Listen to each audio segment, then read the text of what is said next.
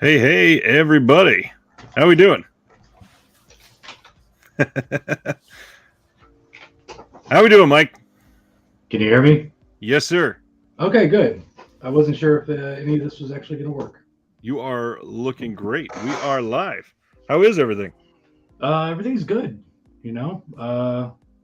Sorry, I kind of signed on a little late because I was getting the email over to Arrow for my links for the announcements tomorrow. So Nice. I kind of forgot to do that. That makes sense. I am loving the new setup. For everybody that doesn't know, this is Mike, who owns Grindhouse Video. Link for the videos in the description below.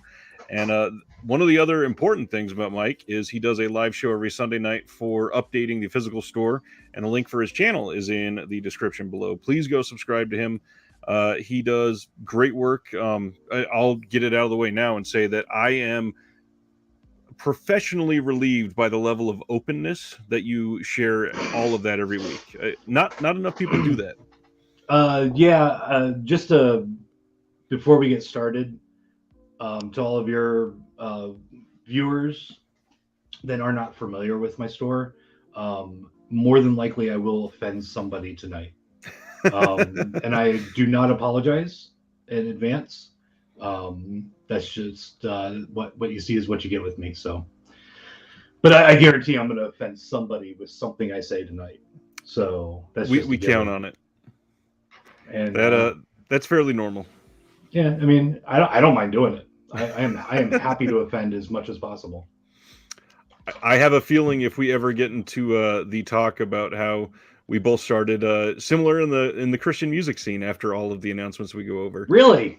Yeah, I was huge into that scene when I was younger. I was let's see, Project 86 and Demon Hunter. Do you know about either of those bands? I do know those bands. Actually, I used to be friends with Jesse Sprinkle, who was the drummer for Demon Hunter.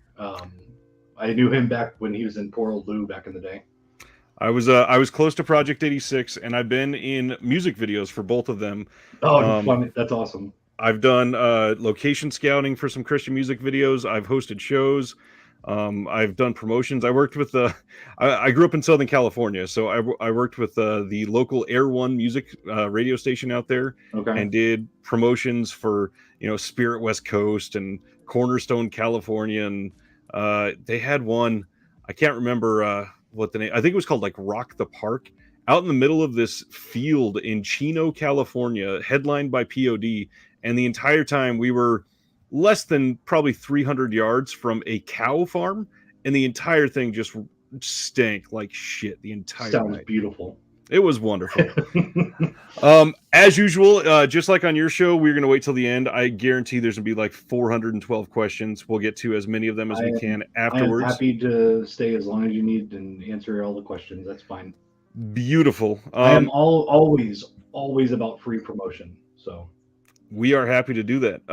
A lot of the stuff that we're going to go over tonight will be in Mike's store. We have obviously, after this last weekend, an interesting conversation to have about Kino Lorber afterwards. Yeah. So let me start sharing. The way I do this, I share my Instagram for all the announcements that we share during the week. And it looks like this. So what we're going to do is we're going to share what was announced in the last week. Mike and I will talk about it and share if we've seen it, if we recommend, anything about the release, how we feel about it, and we'll go on from there. And then afterwards, we will talk about Grindhouse itself. And I'm going to say in advance, I'm probably not prepared because I have not had time to look at anything that was coming up or announced this week. So you are on it's all a mystery to me. Yep, it's all a mystery. You are obviously on a very different schedule, and you're working on stuff coming out right now and next week and the week after, rather than 3.5 months from now. Yes. Unless it has to do with Arrow announcements tomorrow. I have to pay attention to the 3.5 months away also. Yeah. So. So first thing that got announced last Friday was, I think it's pronounced Madawan from 88 Films. This is a UK only release, not a US release. This is April 4th, written and directed by John Sayles, who did Piranha and The Howling. And this one is set in 1920s based on real events, details about the brutal battle between miners, strike bearers, and a corrupt coal mining company. An intense and emotional story of small town poverty, bitterness, and exploitation. I don't think I've seen this one. Have you seen this one? I've heard of it, but I've never seen it. That's exactly what I was thinking. It reminds me of a lot of the feelings behind shows like Justified, and looks good. It's an MGM title. And it's 88 Films UK, so I will have it available. Yeah, to get the info. This is not one of those ones that is locked into UK and can't be sold in the US. Then we got imprint titles, which, if I'm noticing things flowing on your site, have been doing pretty well for you. No, they have been terrible. No, they. Okay. I'm not carrying imprint. Amazing, because they seem to be pretty popular all across. If I were getting them from Australia, it would be a different story. But right now, I'm not. I'm getting.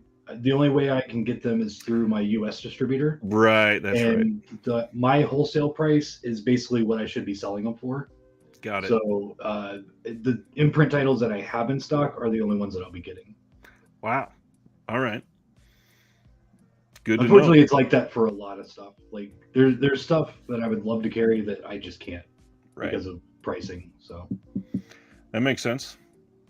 Let's see. This one is The Long Ships from 1964.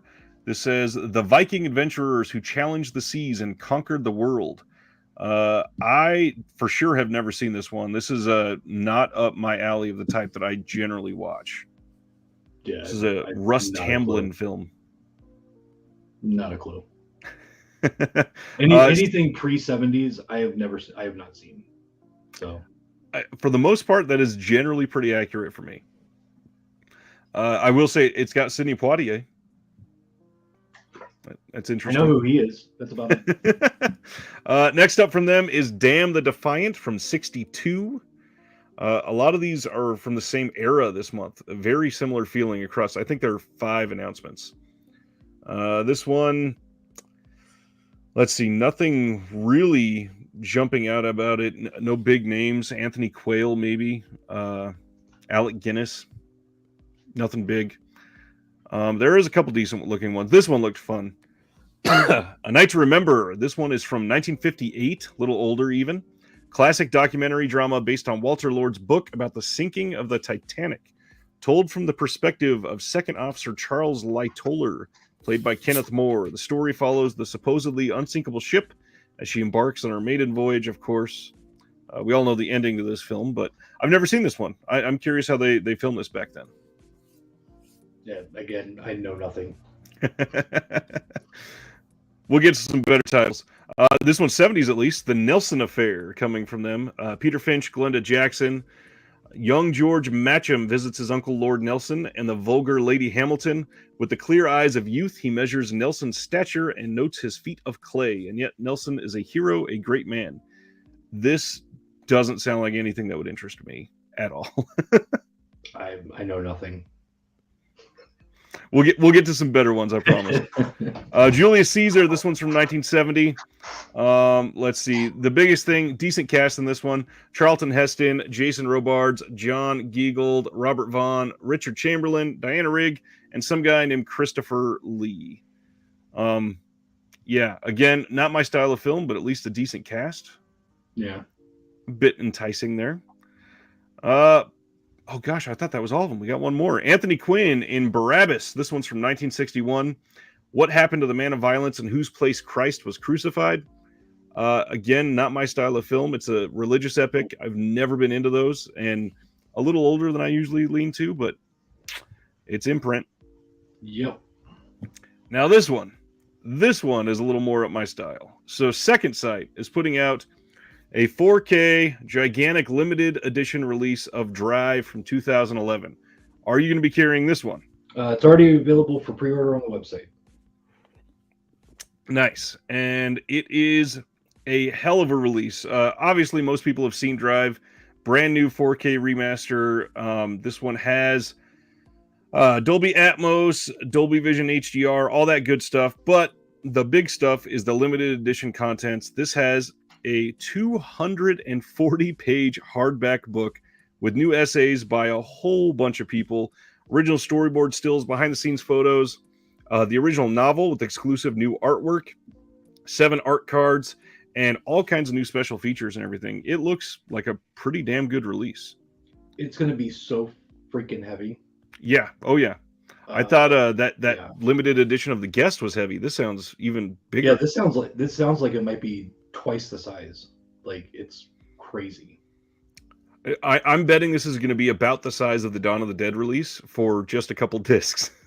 I've actually never got the limited edition in, so I never saw one in like physically in person. So I have no idea. Is large, and that guest release is not small either. And this looks much bigger. I can't imagine how much space this is going to take up in your shop. Yeah, and actually the Babadook limited edition is, I think, a little bit bigger than the guest, actually. I think so. I think that one has a longer book. Yeah, it's a good release. Second Sight does really good work. They've been selling really well, since I started doing UK stuff. So yeah, as soon as I saw the announcement for this and started reading all the comments, I'm like, ah, crap, I gotta carry this. Like, I gotta get it on the site as soon as possible. It is pricey though, but I do like with what they did with this release is they announce and are releasing the standard edition at the same time. Right. So if you don't want to spend $75 on it plus shipping to get it from somewhere in the US or even them, I think it's probably close to that, or if not more, with the weight.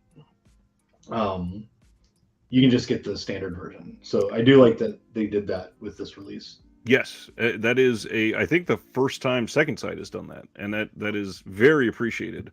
I wish more labels would do that, because, like, from my perspective, and with what I do, these limited editions sell immediately in a lot of cases, and they're impossible to get after the fact, except through third parties on eBay and stuff.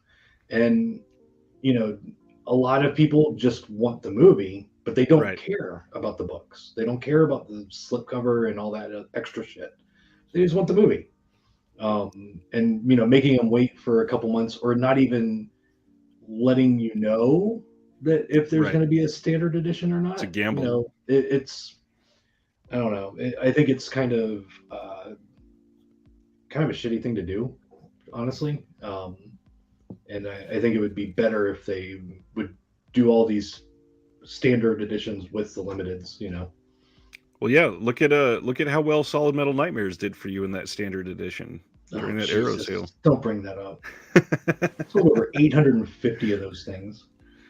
And that had to be at least 2 full pallets, probably more than that, right? Let's see. Well, I think the boxes that they came in were 6 each in each box. And I mean, I had those boxes everywhere. It was crazy. And then I had a bunch of cancellations because people are stupid and don't realize that I'm not selling the limited edition for $50 or whatever it was. Even though it did not say limited edition anywhere in the listing. Yeah, so I ended up with like a bunch extra. I finally just got through selling the rest of those off, and that was a year ago. So yeah, oh my god, that release was ridiculous. But the most shady part here is obviously when they don't even tell you that it's coming. But I don't even get the method behind the madness, because they're not making any extra money on not selling limited editions. Why not just tell everybody this will have one to follow? Yeah, I mean, the limited editions are going to sell out no matter what. Right. Through all these different companies, especially Arrow and Second Sight. They're not going to last long. Right. And there's, like with Vinegar Syndrome, I carry the limited edition slips and the standard versions. And honestly, I almost sell more of the standard versions than I do the limited edition ones, because some people just don't care about the special stuff. So, they just want the movie and they don't want the extra bulk of this size set in their collection. They don't have the room, Well, and saving $6 on a release for you don't really care about it, that's obviously appealing. Yeah, and I mean, you know, on this one, it's probably I think closer to 30 that you're saving. Yeah, I think the standard 4K for this is only like $30. Yeah, so I think I think it was very smart of them to do that with this release. Oh yeah, I on your wish more, site, it's wish more 35. companies would do that. So Yeah, yeah, that yeah, I saving completely agree. $40. Jesus. That's a lot.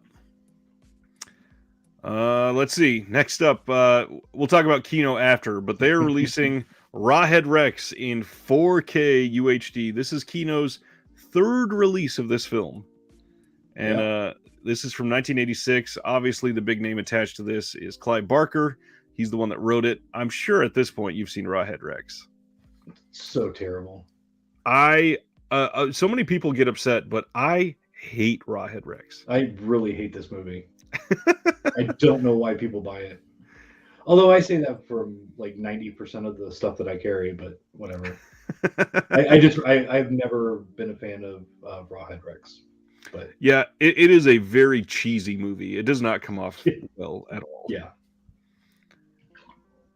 We're getting it in 4K. Speaking of Clive Barker in 4K, they are also putting out Transmutations in 4K, otherwise known as Underworld. This is from 85. This is, I think, their second release of this, written and directed by the same people as Rawhead Rex, but it was a very Clive Barker heavy 4K weekend from Kino. Have you seen this one? I have not. I don't think I've seen this one. I may have, because the cover is very, very familiar, but I know the cover from the back in the VHS days, right, rentals and stuff, but I don't think I've ever seen it. Again, not super enticing. Honestly, I'm not a big Clive Barker fan. I mean, I appreciate what he's done for the horror scene, but right, I'm honestly not a huge fan of any of his movies. So, and that was obviously the big draw on a lot of these. So if you're not if you're not a Clive Barker person, this just is out of place. Nobody cares. Yeah. Next up, MVD Rewind. They are putting out Desperate Hours. This one has Mickey Rourke, Anthony Hopkins, Mimi Rogers, and Kelly Lynch. This is from 1990, and I don't think this is a re-release. I don't think this is one that's been on Blue in the U.S. at least. Honestly, I don't think so. Let's see. This is, like I said, their Rewind line. This says, in dire need of a hideout, escaped convict Michael Bosworth, very stereotypical name there, uses his charming smile to gain entry into the posh home of Nora and Tim Cornell and their two children. While waiting for his beautiful lawyer-turned-accomplice to arrive, Bosworth's smile soon explodes into homicidal rage when the Cornells desperately try to fight back. Holding the family at gunpoint and ruthlessly pitting husband against wife, Bosworth's fury escalates into a shocking night of terror and cold-blooded murder. And this one has no special features. Gotta love when MVD Rewind does that. I mean, honestly, like I think with a lot of the titles that MVD Rewind picks up, they're not necessarily big budget movies, but they're more well-known names that you're not going to get. You're not going to get Anthony Hopkins to do a commentary or an interview. Mimi Rogers is not going to sit down and talk about this movie. So there's not a whole lot you can do with this stuff. Some of these lower tier, especially non-horror titles. I think if it's more of a horror title, you have a better chance because a lot of these actors are doing conventions and stuff. But I mean, there's not a whole lot these companies can do with some of these titles. Right. And then not to mention, it's not, Desperate Hours is not a foundational title that everybody's pointing to as an inspiration for their films. No. It's not something like a Giallo from 1973 that people genuinely cared about. No, honestly, I've never seen it, so I can't say that it's not influenced somebody, but probably not. Yep, probably not. Let's see. Warner Archive is having a sale right now. It is their 13th birthday. This is their first sale since they left the WB store. And prices have gone up, obviously, a little bit. They are now 4 for $49. And if you add more, each one is $12.25 each. They have a weird promo code to use here. You include an exclamation point at the end. So if you're going to do that, that goes until April 2nd. And it is on MovieZing, who is some official. Do you know MovieZing? I think they're a distributor for somebody. Never heard of them. Yeah, it's a very weird choice for a company like Warner Brothers to suddenly use as an official outlet for a sale. Next up, the next Vestron title, Extreme Prejudice. This is, in the picture here, it says number 29. It's actually number 26. This was a messed up, messed up mock-up that they sent out first. This is played by Nick Nolte. Jack Benteen is a Texas Ranger who has taken a very different path than his childhood buddy Cash Bailey, a ruthless drug lord. While Benteen and Bailey are on opposite sides of the law, they share a common interest in the lovely Sarita Cisneros, who has been involved with both men. The tension between Benteen and Bailey gets further heightened when the lawman plays a key role in a major narcotics bust, resulting in a fierce showdown. Cool spot on this one is that there is all kinds of extras on this. Audio commentary with C. Courtney Joyner and Henry Park, isolated score selections with audio interviews from the music historian John Takis, interview with director Walter Hill, interview with Michael Ironside, interview with Clancy Brown, interview with the director of photography Matthew Leonetti, and then, still gallery trailers, all that stuff that's always on here. Extreme Prejudice. I'm sure you've seen this one. Nope. No. I don't think so. This seems like a Mike title. I'm not a huge action fan, like from this era, honestly. What is it? 87? 87, yeah. I might have seen it, but honestly, it doesn't ring any bells. That makes sense. I think I saw this when I was super young. I remember digging it. This is one of the ones that people actually look back at as a fairly inspirational, something to make the late 90s action type films after seeing this. This is a good one. And then on top of that, it's still cheap. All these new era Vestrons are very cheap. I'm sure these ones are pretty good on your site, right? No? I'm guessing at all the wrong titles.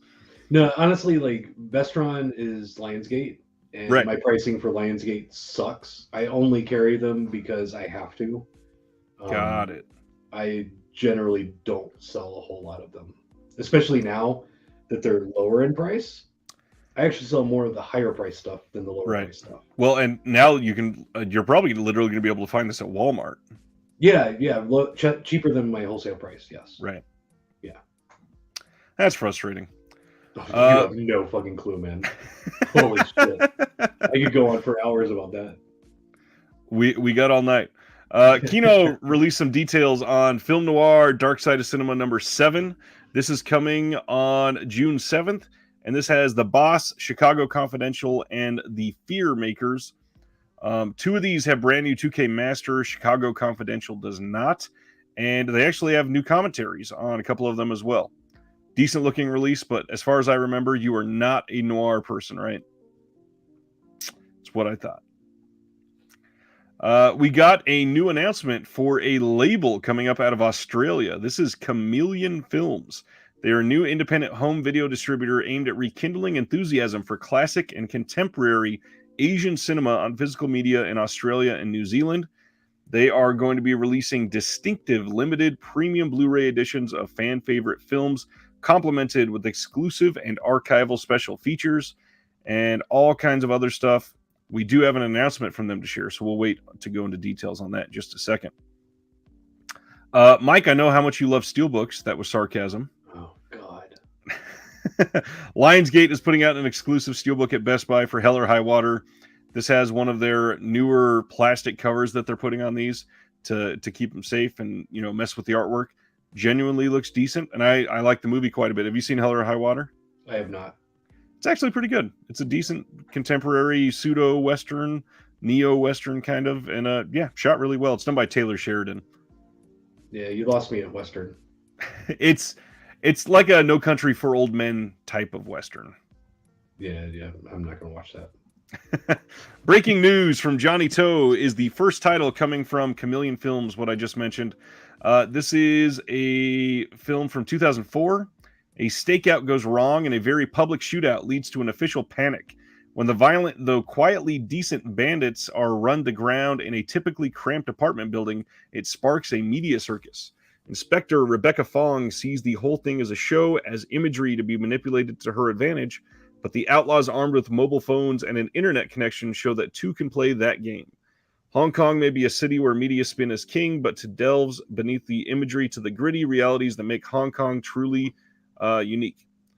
Let's see. This has in the limited first pressing collector's booklet with new essays, new audio commentary by Frank Jiang, friend of the channel, Propaganda Duel, a newly extended video essay on breaking news, and a newly translated and improved optional English subtitle set. And then they've got a bunch of archival extras. They claim this is going to be Region B. I'm willing to bet this is going to be an all-region release, and this should be coming in June or July. Have you heard about Chameleon Films yet? Or is there any way that's coming through? No, not until today. I mean, with Umbrella, I'm selling a lot of Umbrella. And they got real popular really fast. Yeah, they're releasing so much stuff like left and right. So I used to have an Australian distributor. I need to get back in with them to start carrying some of this stuff and getting it direct, so my prices will go down. Right.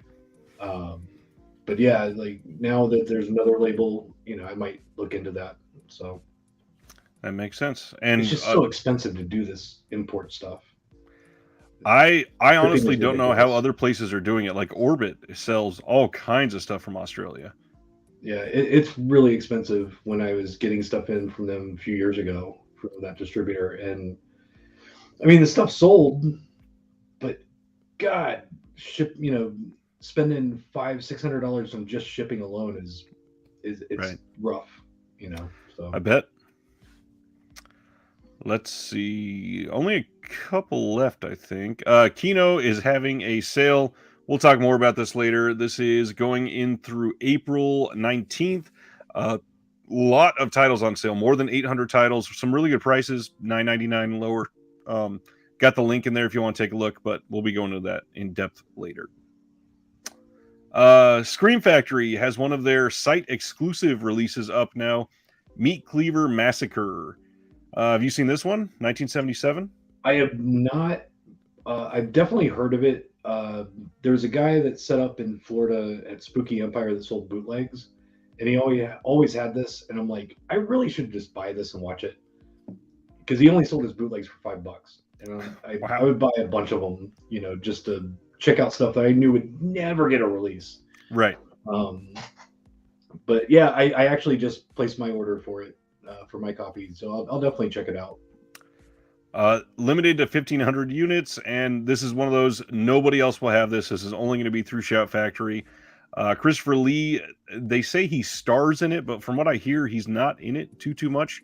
I've not ever been able to see this. This one's been kind of difficult to see for quite some time, unless you're looking at bootlegs like that. Yeah. The bonus features that they're claiming is on this is 2 cuts of the film. There's not anything else on here except a trailer. But yeah, can't get it anywhere else. Just Shout Factory. Eureka announced their titles today. This is Execution in Autumn, coming June 20th. Referred to as the godfather of Taiwanese cinema, the films of director Li Xing combined Western realism with the neo-Confucian ideals advocated by the nationalist government in Taiwan. And this has, excuse me again, don't know why I keep coughing, all kinds of stuff on here. Again, Eureka has been doing great stuff, and this is part of the Masters of Cinema line that they do. Are you into? I've not heard you talk much about Asian cinema. Are you into Asian cinema at all? I've got some of my favorites, but honestly, I really haven't delved into it too much. And now that, especially like Eureka and 88 Films have been releasing a lot of it, right? It's selling really well. But honestly, it's been one of those things that I've just never really gotten into too much. For quite a while, I was very like, I don't want to read a movie. In my younger years, so and most of the Asian cinema that I know is the wacky shit like Wild Zero and Bio Zombie and Battlefield Baseball and stuff like that. So like the more serious Asian stuff, I am not familiar Right. Probably not something that's going to be in the Masters of Cinema line. with. No. Next up from Eureka in the Masters of Cinema line is from 1920, Mike's favorite era. Yep.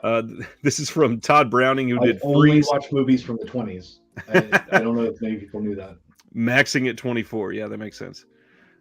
This says, while under contract at Universal, Todd Browning crafted a series of melodramas with strong female protagonists, women on the wrong side of the law who stood defiantly against the men who tried to control them. No actress better personified the tough, glamorous anti-hero than Priscilla Dean. And in Outside the Law, Dean plays hard-boiled jewel thief Molly Madden, wherein her father is framed for murder by Black Mike Silva. Gotta love that PC name there. Molly partners with safecracker Dapper Bill to stage a double cross of their own. Black Mike, played by Lon Chaney. 1080p presentation from a 4K restoration conducted by Universal.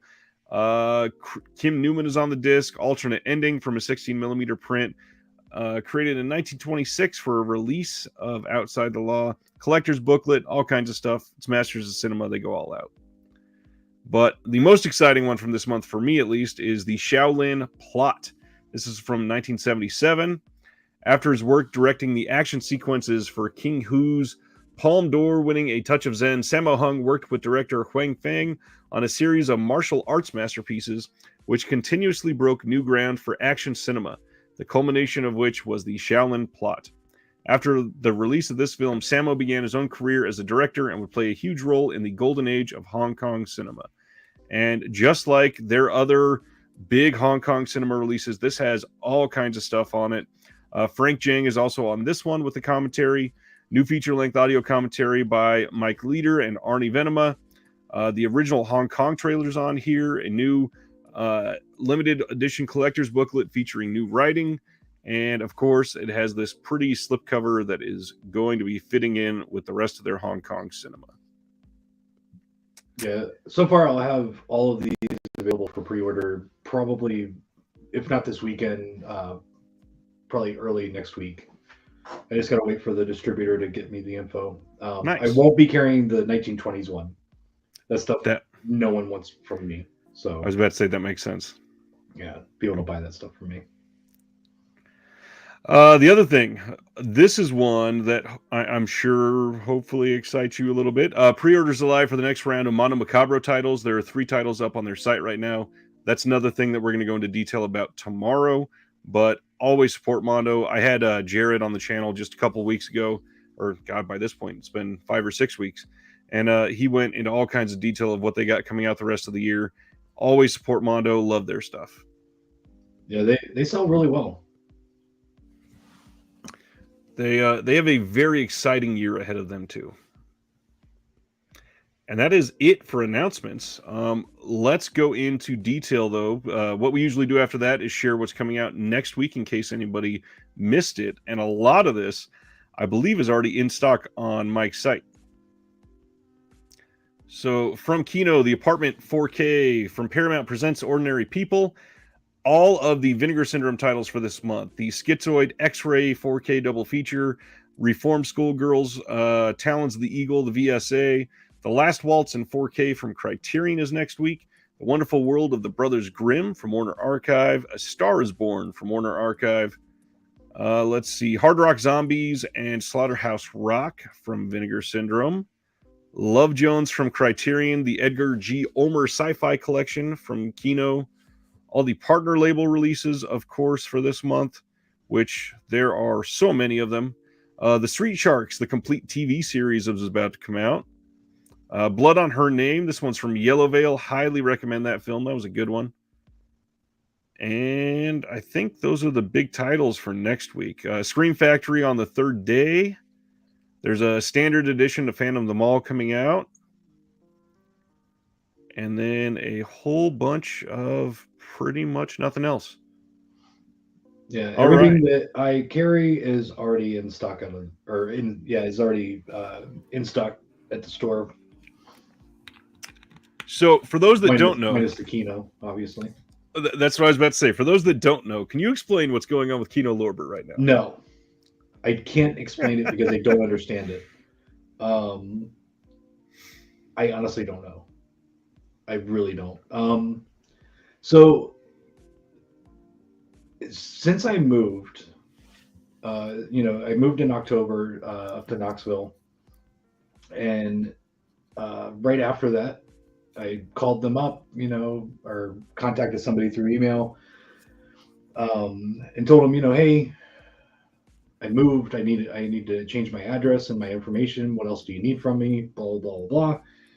And put in an order. And first off, my guy that I was using, my sales rep, was no longer there anymore, and he was great. He was awesome.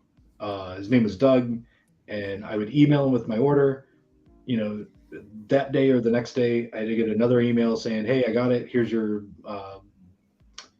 invoice." And within less than a week, I'd start getting product. Never had any issues.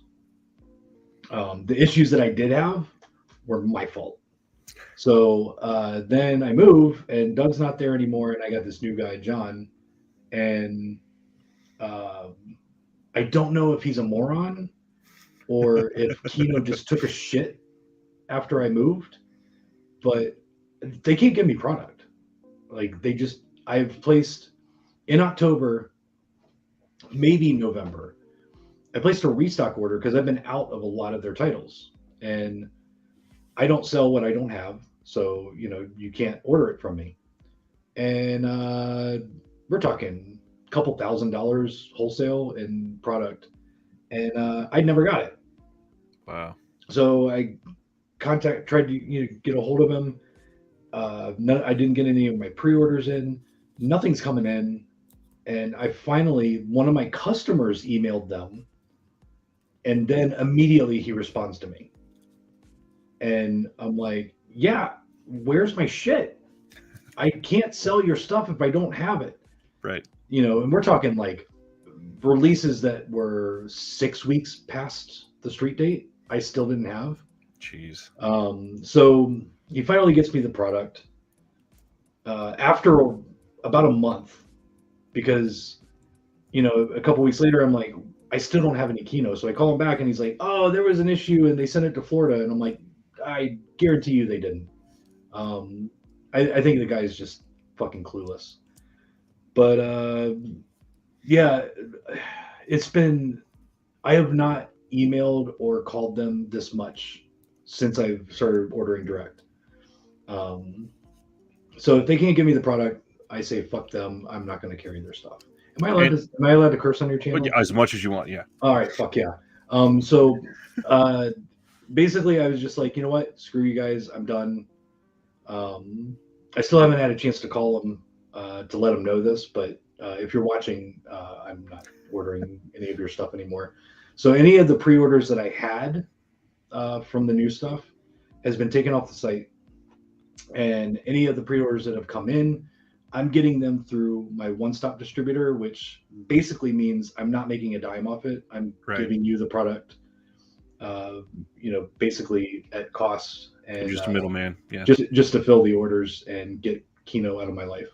But yeah, it's ridiculous, and even getting the stuff retail on their retail site, because they sell shit for $5-10 less than they sell to me for wholesale. Right. So sometimes I'll just stock up on some old stuff, put them in the store. I still haven't gotten my order from Black Friday. Jeez. So I don't know what it is with Kino, but I'm just over it. And honestly, the pricing through my other distributor that carries everybody, generally is $250 to $3 more than what I get it from Kino. And at that point, I'm selling it for $23 or more, and it's just for a regular Blu-ray that should be $20. And it's not going to be competitive, obviously. No, I'm not going to sell any of them. So at that point, it's just I cut the label out. I've had to do it multiple times with different labels that I just can't compete. I've tried carrying more mainstream titles, but I can't compete with the pricing. So yeah, I would love to carry Kino. They got some cool stuff coming up. They're always releasing something interesting, but if they can't supply me with the product, I can't do it. It's pointless. Yeah, it really is. So for those that don't pay attention to stuff like this that often, the whole 6 weeks past release date, that might sound sort of, not terrible, but you got to realize with Kino, they are wild, and they will generally, if you have like an established relationship, ship stuff 3 and 4 weeks early on some of these titles. So it's not just 6 weeks late. It's like I've 10. gotten stuff 6 weeks early from them before. Exactly. And now, I'm getting stuff 6 weeks late. Like, The Apartment, I think, came out 2 weeks ago, or this week. It's coming out this week. It's coming out next Tuesday, yeah. And yeah, I haven't gotten it. So I've got all of those. If you pre-ordered from me, you're cool. I'll get it in and ship it to you, but I'm not taking any other orders for it. And as I sell through product, I'm just deleting it off the site. So, which sucks because it's got Co-Red and Scorpion, Redemption, Cohen Exploitation, all these other companies that distribute through Kino that I will no longer be carrying. So, hopefully someday they get their shit together and we can get them back with you. We'll see. I wouldn't count on it. We'll get some of these questions because there are quite a lot already. Just some comments too. Big Mike, one of the best in the game. Eric Johnson says, love Mike's Sunday show. Mitchell says, honesty is what Mike serves. One thing I did want to touch on, since you are so open and honest, is a lot of people. Let me back up for a second. I try to we'll say, temper the argumentative and the Karen side of a lot of collectons on the show sometimes, and obviously Amazon has spoiled a lot of people and turned them into massive assholes. Just so you don't have to name any company names, I want people to hear this from the source. What on an average limited edition release is like an actual Mike makes this much? Because I'm willing to bet it's a lot less than people think. We'll use one of the most of my best sellers are Arrow. Right. I'm almost like an Arrow store, like literally. Like I'm looking through my best selling stuff and it's all Arrow. So they're easy because for the most part, full retail is $40. So I loved your top 10 list you did for the year, and I think 9 out of 10 were Arrow, or 9 out of 10, and then Serbian Film. Yep. So yeah. So on a general, just regular Arrow release that retails at $40, I'm paying $22, and I'm selling it for $28. Yeah, I'm not making much, and that includes generally. Those titles are ones that are going to be in the free shipping because people order a lot of Arrow and they're more expensive. I don't, and I guarantee you, because I know for a fact, because I am good with my distributors, is Amazon does not pay close to 22. Right. They pay a lot less. And generally, they will sell stuff below my wholesale costs, even new releases before street date. They will do that. And I do know for a fact that they watch my prices because every time I do an Arrow sale, they drop their prices to match mine or beat mine. The last Arrow sale I did, I actually took note of certain titles, just random titles in the sale, and was like, all right, this is the price before the sale. And then the day or two after the sale, I looked at those same prices and they had dropped to half off. So Amazon's not just a piece of shit company that treats their employees like fucking shit. They're also trying to put me out of business. They don't care if they make money or not. They're trying to steal sales from me and Jesse and Orbit and all these other people that are trying to cater to collectors. And that's the thing is that's the thing that sets me apart is that, and Jesse and Orbit and all the boutique stores is that we're catering to collectors. Amazon doesn't give a shit about you. They just want your dollars and they want you to not place an order through somebody else. And that's another reason why that $22 isn't just $22, because Mike is paying shipping to him and then to you. Not to mention he's buying boxes because he doesn't ever use these shitty poly mailers or bubble wrap, whatever. He bubble wraps everything. Everything comes in really good condition because he spends his time inspecting every single item, because he knows if he doesn't, you're going to bitch about it. Yeah. And everything else that comes with that. And Yeah, it's all covered. I have very few returns from damages, and if it does get damaged, more than likely it happened because you ordered media mail, and Right. I don't understand why you would not spend the extra $2 or $3 to have it shipped priority when you're spending $250 on one release. But yeah, I go out of my way to not have returns. Amazon doesn't give a shit if they get returns, because it's all they send it to a different warehouse and sell it off in pallets to people. They don't care. Right. But yeah, like I had a friend of mine that in Florida that the filmmaker, and he had his own website, and he's like, you know, I'm getting an account with this distributor, and I'm gonna start putting some other stuff on my site. And I'm like, all right, have fun with that. And he gets his account and comes back to me, and he's like, dude, how much are you paying for this one? I'm like, same thing you are. He's like, how are you making money? I'm like, exactly, tell your friends. Yeah, like especially with Scream Factory, their prices have skyrocketed lately on the wholesale side, to where they might be the next label that I can't carry. Like, it's getting bad. Right. But yeah, it's not, and it was for me also, like when I first started, because I opened the store and it was basically used. The whole store. I didn't have a website. Like, that wasn't the goal. It was just so I didn't have to have a real job. And then I'm like, all right, I'm gonna get a distributor and start carrying some of these titles. And I get the distributor, and they're showing me the prices, and I'm like, what? Because I'm in my head, this is $10 on Amazon. It means I'm gonna get it for $5. Right. No, I'm paying 10. Amazon is just selling it for 10. Like, or I'm paying 12 or 15 and they're still selling it for 10. Right. So sticker shock is a real thing for this as far as the new stuff. That's why I think I've survived, is being able to have the physical store also to sell used. That's where I make all my profit, is used.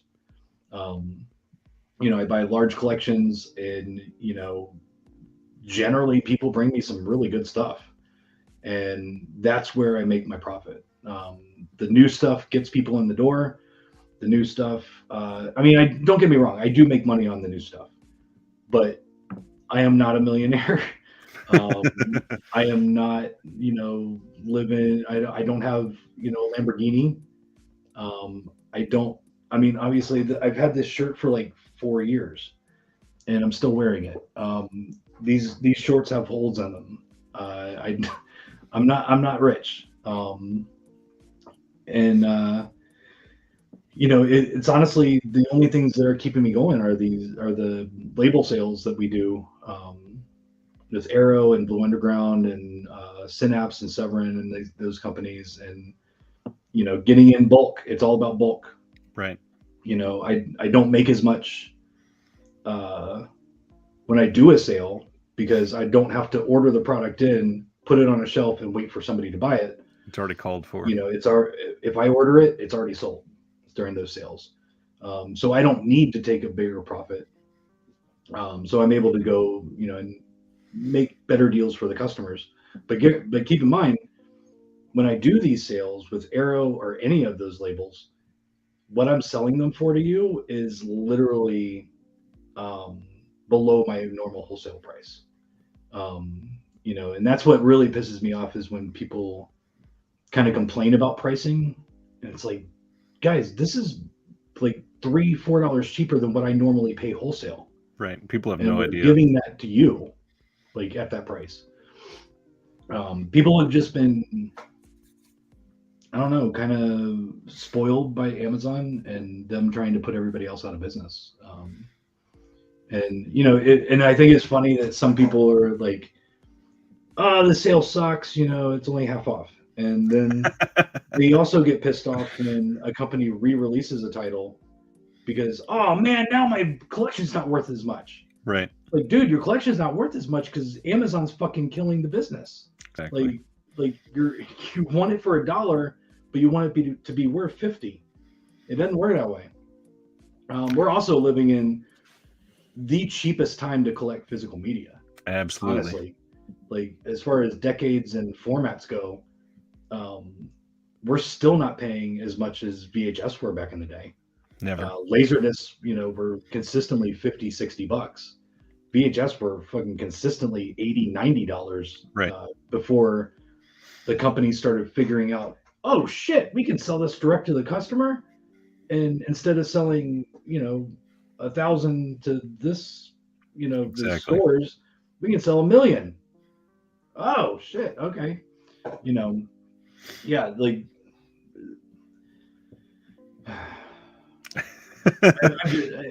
oh man, I could go on and on, but I won't. I'll try to be good tonight. To make it more in perspective, Amazon is also not the only bad guy. The whole $40 that an Arrow release is being sold for is a common one for Mike. But then there are other titles. A really good example, in my opinion, is Criterion. So Mike sells most Criterions on your site that are brand new. What, like 27, 28, something like that? $30. Okay, so for those, you got to realize those are not even on sale, but like on an average day, like 25, 26 at Barnes and Noble. And Barnes and Noble has $20 sales on these twice a year, a whole month long, and they sell hundreds of thousands of movies during that time. Yes. And the sad part is, throughout the year, Barnes and Noble gets those titles for a lot less than Mike gets those titles because they still sell more every single day. So they get basically a bulk discount. And so little companies like Orbit and Grindhouse and Diabolic and everybody else that we support like this still get fucked over by, a wholesale price being $7 more for somebody because you're only going to be buying 0.0005% of the amount that Barnes and Noble is. Yeah, my wholesale cost on Criterion $40 retails are about $24. And I contacted Criterion because I they were putting out some good stuff. They put out the John Waters stuff. Right. They got Solo. They've got Scanners. They've got Videodrome. They've got Lone Wolf and Cub and all these other really could be solid selling movies. And so I contacted them directly. Got somebody on the phone. She's like, "Oh yeah, our wholesale price is $23." I'm like, I'm sorry, what? That's $1 less than what I'm paying for my other distributor. Right. And she's telling me I have to pay for shipping, and my other distributor doesn't charge me shipping. And I'm like, all right, I just don't carry Criterion. Like, so literally on one of those, Mike's making what, $3? 6-ish, like a little less than 6. I was trying to factor in materials. So yeah. Oh yeah, dude, I just, if making anything is just a cost of business at this point. Yeah. It's negligible, and something like that, people are going to complain because sticker shock at a site like Grindhouse for something that they can get on Amazon for $21.50. It's not the same thing. No, and great, they're selling to Amazon for probably $18, I would say, on the norm, and then they'll probably do deeper discounts if they buy X amount of certain titles, so they can move some units, so that or new releases, and then every twice a year, Barnes and Noble does a sale to where I remember they did a sale the exact same time that Godzilla was coming out, the Godzilla collection. So it was a big release. I put it up on the website. I've had pre-orders and people started ordering them, and I get them in, I ship them out, luckily, before they could return them or cancel their orders. And basically a week later, the Barnes and Noble sale happens, and it's a part of the sale. Right. At that point, the higher the price, the more the more I'm paying over their half off. So I think it was like $15 cheaper than my wholesale, or Jeez. something ridiculous like that, and immediately stopped selling. So I'm stuck with a couple copies. Luckily, I didn't overorder, and they finally sold. But yeah, That's it's annoying. not easy doing this shit. No. It's a pain in the ass, honestly. Well, and that release I bet was even worse because it's fucking massive. So not only that, you have to use Yeah. special boxes and takes up more space Yes. in the warehouse or storage area, and it ruins everything. Yeah. Yeah. And honestly, I had to make a shelf for it because it was too big for all of my other shelving. So yeah, it's a pain in the ass doing this. I would not recommend anybody do this for a living.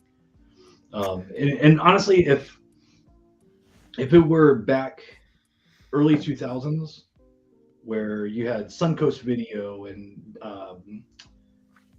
Sam Goody, and FYE was huge and not Yep. falling apart. Back then it was normal that you'd get a DVD, you'd walk into Suncoast Video, and it'd be $20. Well, I can guarantee you they're paying $10 to $12 for it, and they're making a ton of profit. Right. Um, because they're able to sell it for full retail. Like say a $30 title, if I was able to sell it for full retail, I would have stores in every city or every state in the US.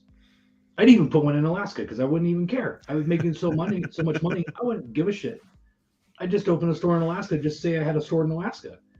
And it would be ridiculous. Then I would have a Lamborghini outside, and we would be doing this, and we would be talking from my mansion out in the middle of nowhere because I didn't want to talk to anybody that was lower than me, like literally.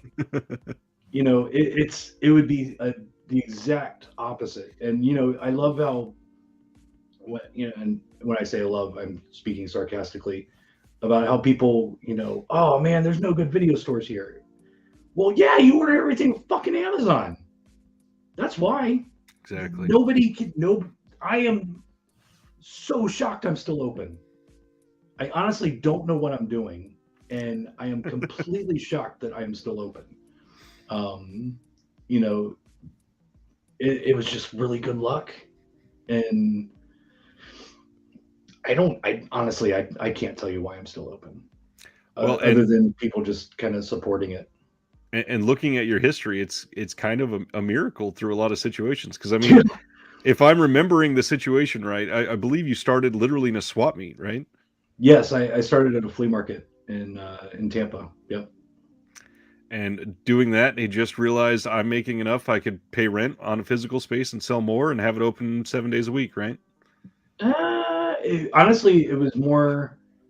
Well, it's only $50 a month more than what I'm paying to be at the flea market.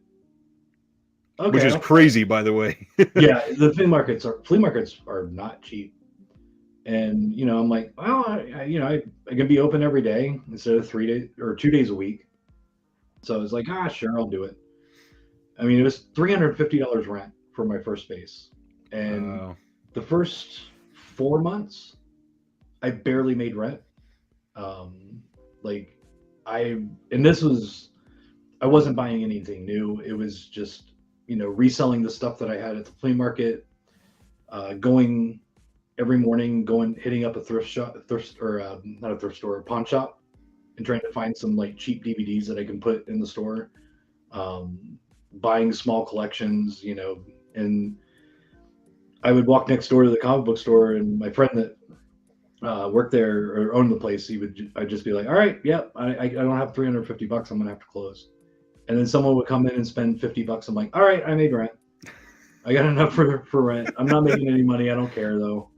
It's better than getting a real job. So, and then all of a sudden something happened. I don't know what it was, but something happened and people just started coming in. My longest stretch with 0 customers in the store was a week and a half. Wow. Literally 0 sales, 0 people walking into the physical store. And then next thing you know, it was like, oh, it's only been a day since somebody's come in. And then I can't remember the last time I haven't had a customer come in. That's awesome. To doing $3,000-$4,000 on one weekend. It's like, what the hell is going on? Right. But yeah, it's just you got to put in the work. I mean, I don't have a life. This is the only time I talk to people is when I'm doing interviews, doing my live show. That's the only outside communication I have with people. Well, I'm sure when the physical store reopens, that there will be a lot more. Do you have a date for that yet? I know it's coming up soon. We're shooting for May 1st. Nice. And I think, because I just got my dates for the next Arrow sale, and I think we'll be able to do it. So I'm glad you're going to have more help this time. Yes. I like the Synapse and Severance sale that I did was about as big as my previous Arrow sales minus the one last year that ripped me a new asshole. But the ones before that, it was about as big. And honestly, I did it all myself. Like if I'm only doing 8,000 units in the 2 weeks, it's not that bad. I can do that. Well, especially because I'm sure that most of that was probably in the first 48 hours. I did 10,000 units in the first 2 days. And that was my goal for the 2 weeks. So yeah. Wow. 6,000. Well, I guess that means that the sale was pretty good for you then overall in your mind? It paid for me to still be open and move to Knoxville and live and buy a car. And yeah, it was great. That's good to hear. It made me want to put a bullet in my head, but I didn't because I don't like guns. But yeah, it was rough. It sucked balls. A lot of people got pissed off at me, but I made it, and they were happy. I know that just on this channel we made a lot of sales for you because a lot of people were still getting into the old catalogs for both of them, especially Synapse. Obviously, they don't have this. They're not Vinegar Syndrome. They're not out there pounding the pavement. No, and they don't. I mean, they're putting out like 4 titles a year, not like Vinegar Syndrome is like 4 or 5 titles a month. Right. But they have some solid titles in their catalog. They've got some classics, yeah. Frankenhooker was the bestseller out of the whole sale. Well, and then there's stuff that's huge that people have never heard of. Like I had to explain to people, Intruder is a great movie. Oh, Intruder's great. Yeah. I was trying to get the time to do a recommendation video, but I just never got a chance to. Right. But pretty much all the big selling stuff was the stuff I was going to recommend anyway. So good. But yeah, Curtains sold really well. Good. Gwendolyn from Severance probably was one of the bigger sellers from them. God, it wasn't that long ago, but my brain does not remember a lot of this stuff. Because it was weird. I sold almost the same amount per company. Right. But Synapse had the bigger sales per title. Because Severin has so many titles. Right. So I really don't remember the top selling Severin stuff. Well, and it was also an odd time because Severin obviously was having their sale around. Yeah, I'm surprised they okayed my sale. I had no... and honestly, I wasn't even going for Severin. There was a miscommunication, and I got Severin, and then I'm like, why? And I'm like, get Synapse also, and I'll do both, and then that happened too. So, yeah, it was actually twice as much stuff on sale as I was expecting it to be. That's awesome. And this was all like last minute too. So yeah, don't seriously. Like, if you want to open a store, I will help you. You can call me. I will walk you through everything you need to do, how much money you need for this, how much money you need for that. I will guide you throughout the whole thing. But I'm telling you, you don't want to fucking do that because this is a asshole job. It sucks. There's so much to do. I mean, today I did shipping, and then I got a bunch of like stuff that distributor is like basically clearing out their warehouse, and I got a bunch of stuff in. And so literally my day was going through the internet trying to find pictures and synopsis of old New Concord releases from 25 years ago, and like trying to make a listing on my website. Like that's literally all I did today besides shipping. In I have other stuff to do, but it's the stuff you got to do, and then store it and try to put it on a shelf and hope that somebody fucking buys it. Right. Yeah, it's a lot of work. Well, I will say that I know I talk a lot of like shit about doing this, but it is great that I don't have a real job. Don't ever think that I'm, would rather work at McDonald's, because I would not. Doing it is great. It's a lot of work, and I think the things that really piss me off is when people like think that I'm just an asshole because I'm not giving them a 20% discount. And I'm like, you're taking my profit. I can't do that. And then some. I mean, I've had people walk in to the physical store and try to do price matching with Amazon. And I was like, no. Like, go. I don't care if you're not my customer. I don't care if you're pissed off at me. I don't want you as a customer.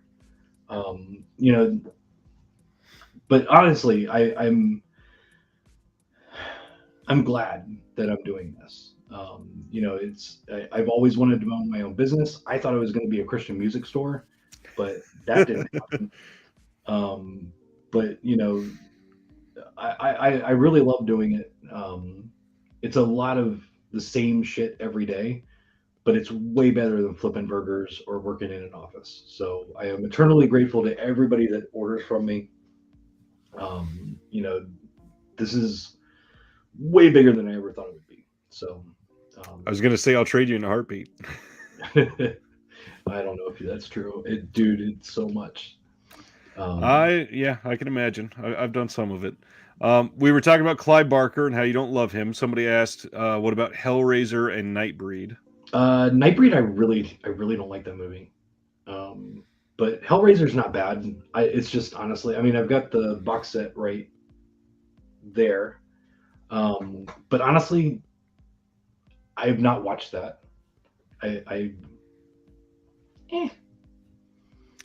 think Hellraiser as a franchise is a little underrated, but I think that it's also not really been as accessible as some of the others. I don't even know if I've seen past 3. I think I have them all, but I don't think I've ever seen anything past 3. Maybe I should have qualified that. They're not all great, but it's also a franchise that a lot of people, they just check out after the first one. And those first 3 are pretty good. Yeah, honestly, it's probably been 25 years since I've seen any Hellraiser movies. It's the only movie of all the Clive Barker stuff that I don't mind. I don't understand the love for Nightbreed. Don't get it. Because, like, I hadn't seen it forever when Scream Factory put out that giant one, the limited edition book, hard case thing. Yep. And so I got it, I went to Movie Stop and I got it and I was all excited and I popped it in. I'm like, I don't like this. I really don't like this movie. I don't know. I'm picky. I'm a grumpy old man. Like, whatever. Don't judge me. Speaking of that, we had somebody ask, since you don't like a lot of this, what do you watch, Mike? Okay, so I love movies that aren't boring. And basically, giallo films are boring as shit to me. Don't care. I love goofy, like I'm wearing the Blob shirt. Dead Alive is one of my favorite movies of all time. Reanimator, Bride of Reanimator, even Beyond Reanimator, that was great. I just like movies that do something. Like, I don't like the pretentious artsy fartsy shit.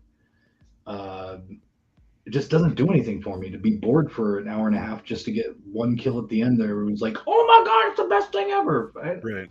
I don't know. I got better things to do with my time. Like at this point, if I'm watching a movie, it's because I broke my back lifting VHS boxes of VHS tapes and I can't move, or I really want to watch something that interests me. I don't have time to, you know, I mean, literally, like right before I hit the button to join you, I was literally emailing Arrow for the new release thing announcements for tomorrow. I work at home. I work at the store. So for me to just sit down and watch a movie, it really has to be something that interests me or at least looks interesting. Right. I try to watch as much stuff that I carry as I can, but honestly, some of it's just like, I know I'm not going to like this. Do I really want to waste an hour and a half when I could be putting pre-orders on the website or, Yep.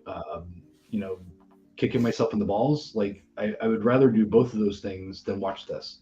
So, but yeah, anything fun. I love comedies. I love horror, 80s horror, the batshit crazy 80s horror.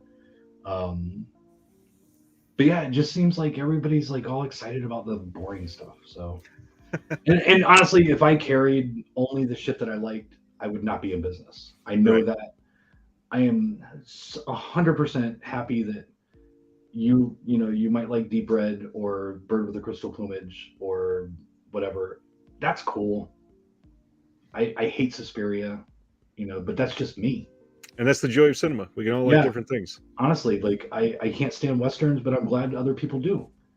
I can't stand this, but I am glad other people do. I carry what I think will sell. And spaghetti westerns sell, so I'll carry them, even though I would rather poke my eyeballs out with a pitchfork than watch one. I'll sell them, Right. all day long. And then the movies that I get in that I love, especially when the physical store is open, I can sell them all day. I will always be able to sell Sleepaway Camp. I will always be able to sell Evil Tunes because I absolutely love those movies. And anybody that comes in is like, "What do you recommend?" I'm going to give you shit that I like that you will probably hate, but you asked, So Speaking of things that you like, one of the things that I've been most excited about hopefully materializing, which sounds like it might be falling by the wayside after your comments recently, your Up All Night podcast. oh man, I've got so much shit going on right now. Right. I was planning on all of the getting started after the physical stores open. That is my focus right now, is getting this stupid physical store open. So after May, or after that, after the Arrow sale, um, we'll look into that a little bit more. Like, it's definitely something I want to do. Um, my daughter was wanting to be a part of it, but she's got a lot going on. We're going to be working opposite schedules, so I don't even know if that would be possible for us to meet up at any Right. point to record, let alone watch the same movie at the same time. Uh, so, but I actually did talk to somebody today. It looks like I might be doing a music podcast pretty soon. Nice. Probably sooner than the Up All Night podcast. But yeah, I might be doing a Christian music podcast. Interesting. Where two atheist Satanists talk about old school Christian music, and coming from me who grew up with it, and the guy I'm talking to, his name's David. He's been a friend for years now. He has never listened to it, so it'll be me torturing him by making him listen to Striper for a week, and then we get to talk about it for an hour or two. And yeah, so it's more of like me torturing him and then talking about the torture. But That yeah, kind of like sounds fucking amazing. that might actually be working out. And I had such huge ties with the Christian music scene. I might actually know some people still that I can get interviews with people that were in or still in the Christian scene, and Yeah. we can gang up on them and try to sacrifice a baby together. So that would be fun. I got a few too. I might be able to connect you to some people. In the chat, we've got Wandering This World says, Oh, yeah, I'll wow, probably that's a pick up Shaolin Plot. Speaking of which, I have a dozen Eureka and 88 films pre-ordered with Mike. Thank you very much. And Man, the kung fu stuff has been coming out like crazy, and it's selling like fucking hotcakes. Eureka had said at the end of last year that they were going to try to do a Hong Kong title every month, and I think they missed 1 month, but then made up for it the next month and did 2. Yeah, there is a ton coming out, and now Umbrella also has that all Asian line that they're doing. Yep. There is a lot. We have, let's see, one. We got a comment. Did I miss Mike pitching the glasses? Flickering waves. Ryan, please ask Mike about the glasses. Mitchell says yes. Read the copy for glasses. Now, hold on. This gets better because if I share my screen now, there's no way I could have had enough time to do this previously. I obviously was prepared for this because if I pull up Mike's site right now, I am prepared with the copy of the glasses to read out tonight. Oh, that's awesome. So Mike, he displayed this as a mission to see how many copies of the glasses. Let me show this up at the top first. The glasses double feature. The release date for this is June 21st. He was saying, let's pitch to see how many copies of this we can get pre-ordered, because otherwise he probably wasn't going to sell any of them. But the best part of this is the copy. So there's a little bit about the synopsis. That's not really important, which is hilarious to say about a double feature. But the best part of this copy, the Glasses Part 1 and Part 2 double feature. I love that they had to specify double feature. DVD is a high-definition version of the Glasses series of short horror movies. I can't even read this without laughing. I know, it was so hard when I was doing it on my show. Which means you can enjoy these cool movies in a nice print and see them clearly. The photography is on point. It's a 4-year-old alien writing this. Like, what the hell? The photography is on point, and so are the actors. They're in tune with the storyline and make it come alive. Now, instead of trying to find these rare videos on DVD where you won't even find the best print, you can now easily purchase both of these great films on one DVD at affordable prices. So, wait a minute. Now, instead of trying to find them on DVD, here they are on DVD. Yes. Duh. That obviously makes sense. It is something you should purchase and hold on to because it will become invaluable thanks to the plot and the execution of these movies. This DVD comes with special features as well. They make the whole viewing experience so much better. Okay, let's go through down to the bottom, the special features, which is high-definition movie trailers and behind-the-scenes featurette. And by the way, featurette, singular. One. For 2 movies. One featurette for 2 movies. Oh, man. And there was one more sentence on here as well. You can that's what it was. You can also go back and watch the movie, which typically doesn't happen when you're in a cinema. It is literally like someone just realized what a DVD is. At the bottom here, the special audio features of the movie will continue to pull you in. What does that mean? I don't know. And I mean, there are I tried getting, like, you're not seeing the trailers that I added to the site on that. And so I'm pretty sure, hold on, let me look real quick. I'm pretty sure that I added. It is not on that page, no. Yeah. Shopify's weird with some of this stuff. Glasses, DVD. I love that so many people were requesting that. Yeah, see, I've got 3 videos in here that should be showing up. But yeah, I did find the trailers on YouTube. And holy shit, this movie is a pile of garbage and it's going to be amazing. But the actors are so in tune. Especially in high definition. On a DVD. I also found the DVD menu on YouTube. Nice. Because that's a very important part of absolutely. The movie is the DVD menu. what the hell? Like it literally makes none of it makes sense. Nope. So it's not advertised on my site because I kind of keep forgetting about this until people bring it up. Every copy that is pre-sold will come with a pair of glasses. I know what kind of glasses they are based on the trailer, so I'm going to try and get the closest. And honestly, these are going to be high quality dollar store glasses. But each will come with a pair of glasses. And one of my customers found the director and gave me his information. So there is a possibility that it will ship late because it will come in signed.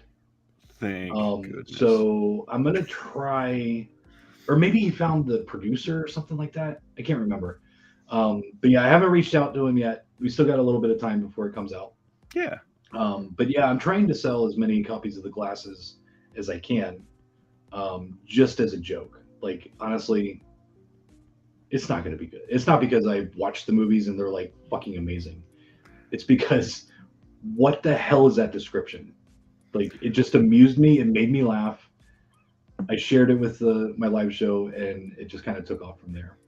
And it's $19 to be a part of like the biggest prank in physical media this year. Yeah, pretty much. That's a small price to pay. I want to say that from my distributor, I am the top seller of Dick Shark also when that came out on DVD. I was ordering those left and fucking right. And my sales rep's like, dude, no one else is selling this. Like no one else is ordering this stuff. It's just you. I'm like, it's called Dick Shark. Of course it's gonna sell. Like people walk in the store and they're like, what's the craziest movie? And I'm like, Dick Shark, look at this. It's called Dick Shark. And bam, they would buy it. Even though I told them it was horrible. Well, and it has a great cover. It does have a great cover. And actually there is a watchable version of Dick Shark that he retitled on Blu-ray and retitled it Frankenshark. Frankenshark, yeah. Which is, it's like, Bill, what are you doing? Don't rename it Frankenshark. Dick Shark is a great name. That edit's just horrible because it's 3 hours long. But yeah. Well, I love that a movie like Dick Shark calls for a re-edit, and somebody takes the time to re-edit a film called Dick Shark. Oh no, it needed it. Yeah, it needed it. I agree. He cut like over an hour out, and it's still only an hour. It's still an hour and a half. Like he cut a lot of stuff out, but at least it makes it watchable. But yeah. Mortician's Wax says the record store where I work tried to get set up for wholesale with Kino, and they said just to go get the titles through Alliance. That's how bad Kino is. Yeah. I don't even know why they started selling to me, because they never really sold a whole lot of Kino. I just contacted them like, can I buy direct? And they're like, sure. Here's our sales rep. I'm like, okay, that was easier than expected. So yeah. Get into some of the good questions. Somebody, this is Flip. I do a show on Tuesdays. He's my co-host. Who is the best label, in your opinion, to work with from a small business perspective? Well, I gotta say Unearthed. Steven Byro's a friend of mine. We've been friends for quite a few years now. We are working on a couple of really good things for the later on this year. There will be a couple things that you can basically only get through me coming up that are going to be really cool. One of them we've got, it's going to be a prop included that is being made by one of the guys that works on Marvel movies out in California. So it's going to be freaking awesome. I love Steven. He calls me all the time. And whoa. You all right? You having an earthquake? Earthquake. You all right? So yeah, Unearthed is great. Just because I have a personal relationship with the owner. Right. But as far as labels that I don't have a personal relationship with the owner,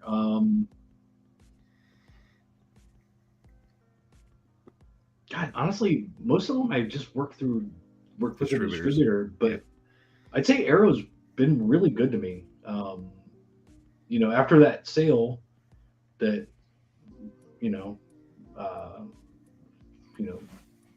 right up the pooper without any lube. Yeah. basically because of that, I started getting exclusives from them, get it added to their announcements for social media. Um, they've been really cool with me. Fairly easy to work with. There's a lot of people to go through at Arrow, so you don't always get a direct answer in a halfway decent amount of time. Vinegar Syndrome's always been cool with me. We basically kind of started at the same time. Right. I think they're a little bit older than Grindhouse Video, but they've always been cool. Don and Jerry from Synapse have always been cool with me. We talk every time I see them at a convention. There's only a couple people that I haven't really talked to. But yeah, people know that I'm honest. Exactly. And people know that I will tell them like it is. So I've had companies contact me and be like, "Hey, how is our distributor?" And I'm like, "Oh, they're shit. Like, you need to move to this distributor because they are horrible at their job." So yeah, I mean, I'm really good at giving advice and not, trying to kiss ass to anybody really. Exactly. So I'll ask a follow up on that. With Arrow, do you feel like anything changed after they're being bought by the Hut Group? Yeah, on your end? Definitely. And I think everybody can see the changes. The quality for their reissued box sets have gone considerably down. Yep. And then it's random because they'll release Daimogen in a reissue in a little flimsy cardboard tiny thing. sleeve, and then they'll release the next box set reissue in a hard box. Yep. Make up your fucking mind. It's very hard to sell this shit as it is as a reissue. You're not making it any easier. But as far as being a company that is trying to help me, they're very good at that. They're not. There are other companies that are a little bit harder to work with on that end, but yeah. I mean, for the most part, I have a good relationship with everybody. I still don't think Scream Factory likes me after the thing a few years ago, but I really don't care. Well, that's a good segue into the next question. Cohen asked, "Has Kino passed Giallo and slipcovers on your shit list?" But I'm gonna rephrase that. Why don't you rank Giallo, slipcovers, steelbooks, and Kino Lorber from best to worst? Mm-hmm. Okay, I gotta write this down. We got Giallo, slipcovers, Kino Lorber, and steelbooks. Kino and steels. Okay, I'm gonna go. This might be actually a little bit easy. Okay, so I'm gonna go retail wise. Okay, best to worst. So best Giallo. Okay. They sell well, yeah. Retail wise, they sell. Next would be slipcovers. Well, hold on. Slips and steels are so close. I have almost the same amount of hatred for both. I'm gonna have to go with steelbooks next because there are so few of them compared to slipcovers. Right. But steelbooks can suck my dick. And then slipcovers would be next because honestly, I am so tired of can I return this because my slipcover has a dent in the corner. A slight fold. Well, yeah, because Scream Factory is shrink wrapping the slipcover because they made it to where they're collectible and people are stealing them off them. Exactly. Yeah. Don't whatever. And then Kino because retail wise I'm not making any money off them anymore. So there you go. That makes sense. There you go. I appreciate that. Eric Johnson says, "I'll order from Grindhouse, Orbit, and Diabolic for more money than everything else just because I know it'll be shipped properly." Yeah, honestly, I go out of my way. I spend a lot of money with Uline. Just recently, I just got in boxes, and it was $1,500. It was a full, huge ass pallet of boxes. Right. And then, 4 gigantic roll, like my rolls of bubble wrap don't fit through my back door. I have to, because they come in a bag. They come in a bag of 4, and I have to take him out of the bag and move him sideways like that so I can go through the door. And I order bubble wrap probably about every month and a half or so. Jeez. And it's a lot. So I really do try to make it as close to you shopping inside the store as possible as far as condition. I know not everybody can go to the physical store. So, me inspecting everything, slipcovers I will never guarantee because I never know what they're going to look like. If I were to just take off all the slipcovers and toss them that came in damaged, I would have no slipcovers. Right. I mean, they're paper basically. Yeah, they're outer paper that are most of the time shrink wrapped over it, on a product that has rounded corners. It's not perfect. It has rounded corners. If these were square, that would be different. So I will do everything I can to make sure that like it gets to you in the same condition as it left the store. Right. And it says on my website, I don't use bubble mailers. I don't have bubble mailers in the store.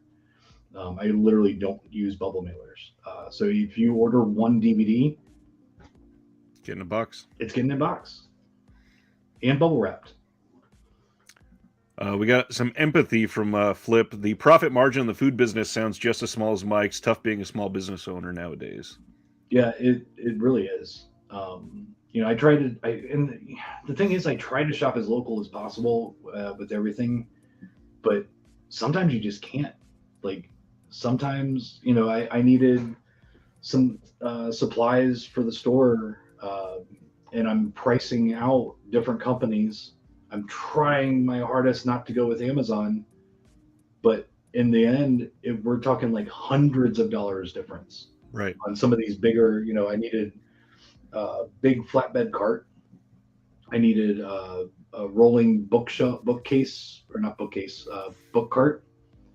And we're talking like $200-$300 difference between Amazon and other companies for literally the same exact thing.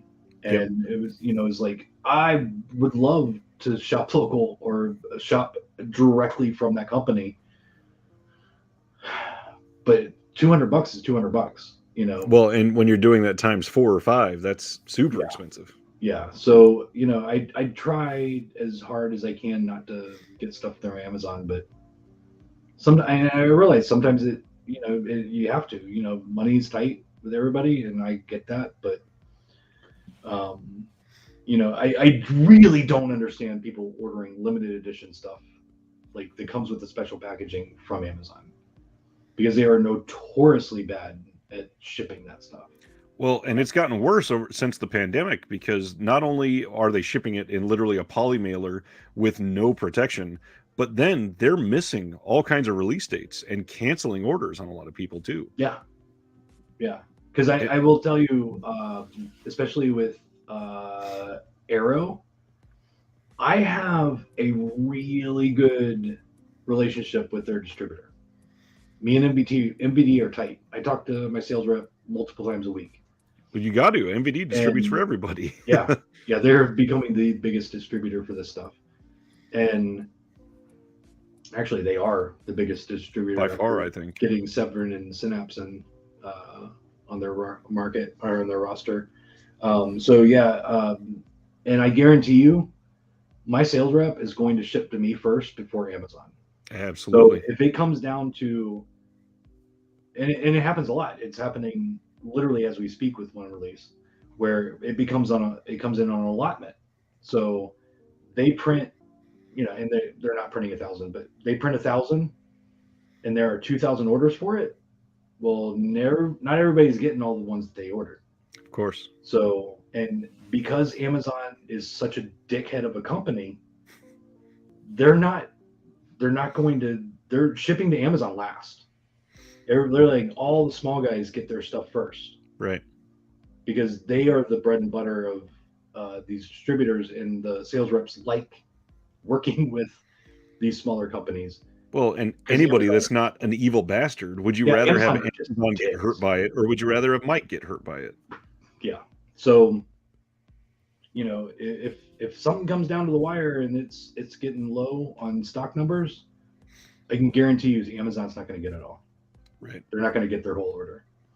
And I've seen it so many times where, you know, it's like, oh yeah, you know, I'm talking to my sales rep and he's like, oh yeah, we're on allotment. And I'm like, sweet, give me 50 more. He's like, okay. I'm like, make sure they're coming from Amazon though. Like literally steal them from Amazon. I don't want to steal them from Jesse. I don't want to steal them from anybody else. I want them to come directly from Amazon. He's like, I don't know if I can do that, but I understand what you're saying. But yeah, so, you know, we do what we can. You know, our distributors are trying to work with us as much as possible. Of course. Because they also don't like Amazon because Amazon sucks. Rob says, I appreciate how Grindhouse gives exact description for titles, such as slips and whatnot. And I know that wasn't always the case, but I think you made that change a couple of years back. Yeah, that was the best thing I ever did. And when I built my new website through Shopify, that was a last minute thing. I was like, you know, because I was through GoDaddy before, and I don't think there were variants in there, or I'd never really noticed it or tried to do anything with it. And then I noticed it with Shopify, and I'm like, so I took it just one title. I was like, let me play around with this, and you know, I'm like, oh, with slipcover, I'm doing that. And I literally one day just spent the whole day, you know, going through and doing counting, you know, just going through the shelf, being like, that has a slip, that has a slip, that has a slip, take them up to the counter, and then just go to those titles and just add with slipcover. Best thing I ever did. I can't imagine the number of emails that stopped pouring in for you.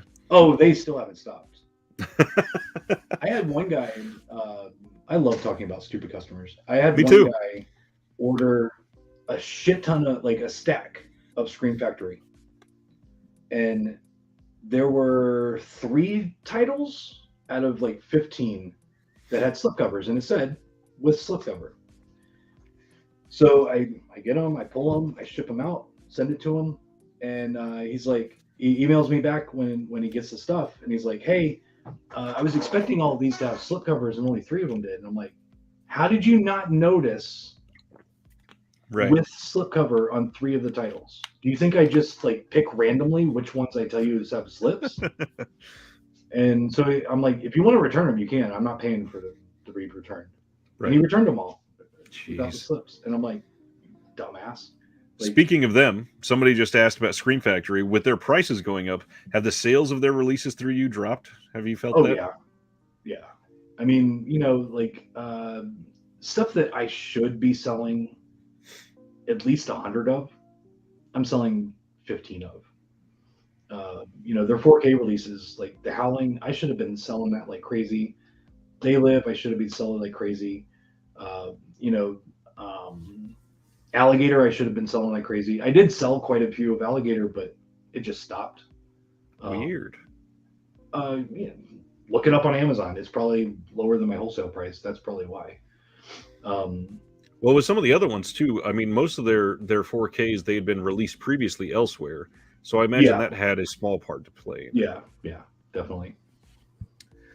Let's see. Mortician's Wax says, same deal with new vinyl. Wholesale is $25 to $35, and album is only $5 to $6 cheaper than MSRP. Yeah, there is very little profit in physical media. Yeah, dude, games is ridiculous. Like, that's why you walk in everywhere and games are full retail. Yep. Because games like are literally like $60 game, $55 wholesale. It's like, really? Yeah. Which is why I'm never getting into games. Flickering Wave says, miss going to the Tampa store, but hope to take a visit to the new store soon enough. Sounds like hopefully after May 1st. May 1st, that's our goal. It might be a little bit before, it might be a little bit after, but May 1st is the goal. To keep your tradition from your show going, Wander This World says, "Can we get 3 random picks from Mike's collection?" I'm gonna have to take off the. I can't hear you. All right, hold on. For those that don't know, Mike does this every Sunday night. He goes and randomly picks 3 titles and then talks about them.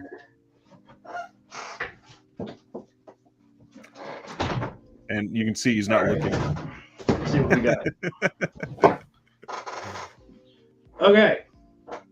This is good television, folks. Always. All right. We've got The Exorcist Complete Anthology. Just a small title nobody's ever heard of. And honestly, I don't know why I still have this. Because... Oh, that one's not even the director's cut, is it? It's the original classic. No. Yeah, it's not the director's cut. Let's see. Oh, God. I'm too blind to see that. Oh no, it's got both. Oh, good. Yeah, it's got both of them on 2 separate discs. Because like 2 and 3, I also have over here the Scream Factory versions, and I am not watching Dominion or the other one. So Exorcist 3 though, really good. Honestly, I haven't seen it in so long. I've never watched my Scream Factory discs. Just because they're better ones. Honestly, not a huge fan of religious horror coming out of Christianity. Yeah, I get that. Honestly, I know some people believe that shit's real, and I can't get past it in my head anymore. I don't know why I still have that. All right, anyway, go ahead. My first time I watched The Exorcist, my mom was not raised in a religious home, but she became religious when I was younger because she got clean, and you have kids, that's what you do, I guess. Yeah. We watched this for the first time, and she got so scared she took the film out of the DVD player, went and put it in our backyard in our tree. Don't know what that was supposed to do, but me being the asshole that I was, I went and got it out of the tree and hid it back in their collection to scare her later. That's perfect. Awesome. Thumbs up for that one. Yeah, I mean, I watched it with my dad when I was like probably 6 or 7, and scared the living shit out of me. But yeah, it also scared the shit out of me because I thought it was all real. Anyway, right. I thought it was a documentary. All right, so then next we got My Science Project. This is the Kino release. Of course, I had to pick a Kino release. And then I don't love this movie, but I love the 80s stupid comedies, so it's in the collection. Like Heart Beeps. And then the new Scream Queen. Notice without the slip. Yeah. Because it is a really kick-ass slipcover, but sorry. It's a good documentary, too. It is a very good documentary. And I'm really glad that they put it out. So there you go. There's random picks. Those were 3 decent picks, too. We were talking about how expensive physical media used to be, like on Laserdisc and stuff. And Stardust says, I paid $60 for bootleg beta films way back then. One thing that we talked about a couple months ago at this point is not only are people spoiled by the prices, but Amazon's fucking 2-day shipping has ruined everything. And I had to explain to people, though, they're not getting the stuff in 2 days anymore. Not anymore. They really aren't. And you're getting free shipping. Right. Dude, you guys are paying like whatever 150, 100, $200 for a year for free shipping. Yep. Because I have it. I have to. Unfortunately, because honestly, Amazon is sometimes my wholesaler because they sell stuff way $5-10 sometimes cheaper than my wholesale prices. Yep. But I don't watch anything on Amazon Prime. I fucking hate Amazon Prime. Same. So you're literally, and most people do. It is the worst user interface out of all of the streaming services. And they have so much on there that is pure utter shit, and VHS rip. Oh yeah. Stuff they charge for, and so they're very unreliable. So really, trust me, you guys are paying for the shipping.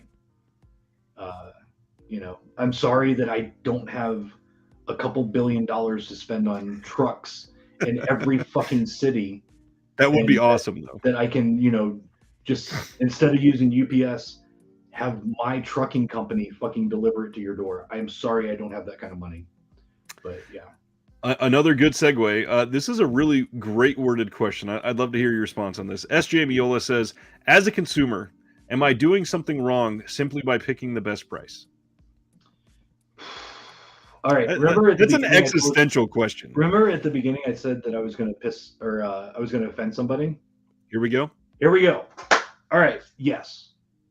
Honestly, like I get doing it, but yes. By going with Amazon over a smaller business, I don't care if it's me, I don't care if it's Diabolic, I don't care if it's Orbit, I don't care if it's The Dungeon, I don't care who it is.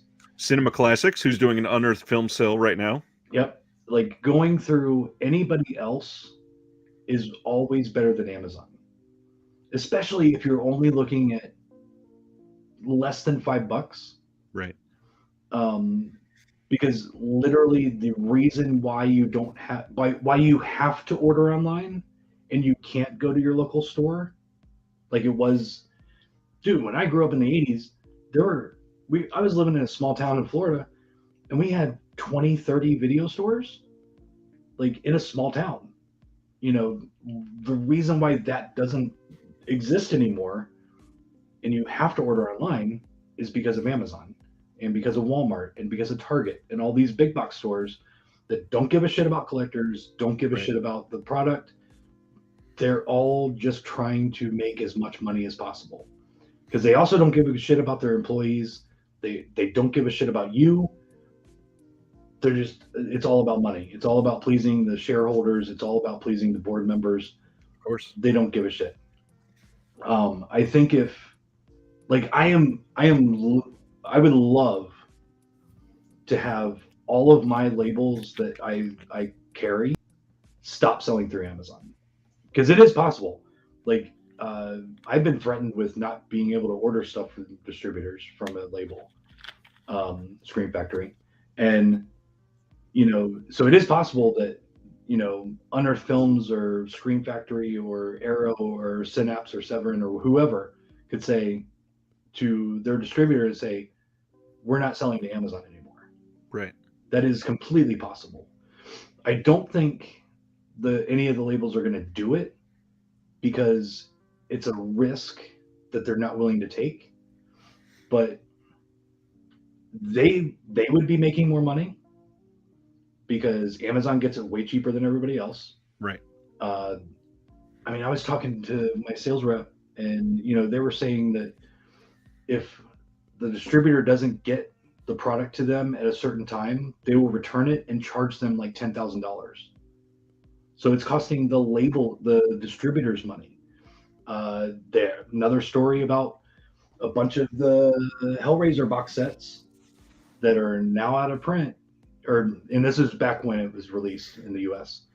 MVD got a big box of them, completely damaged, not boxed in a pallet. You know how they have like the big huge boxes that have the open?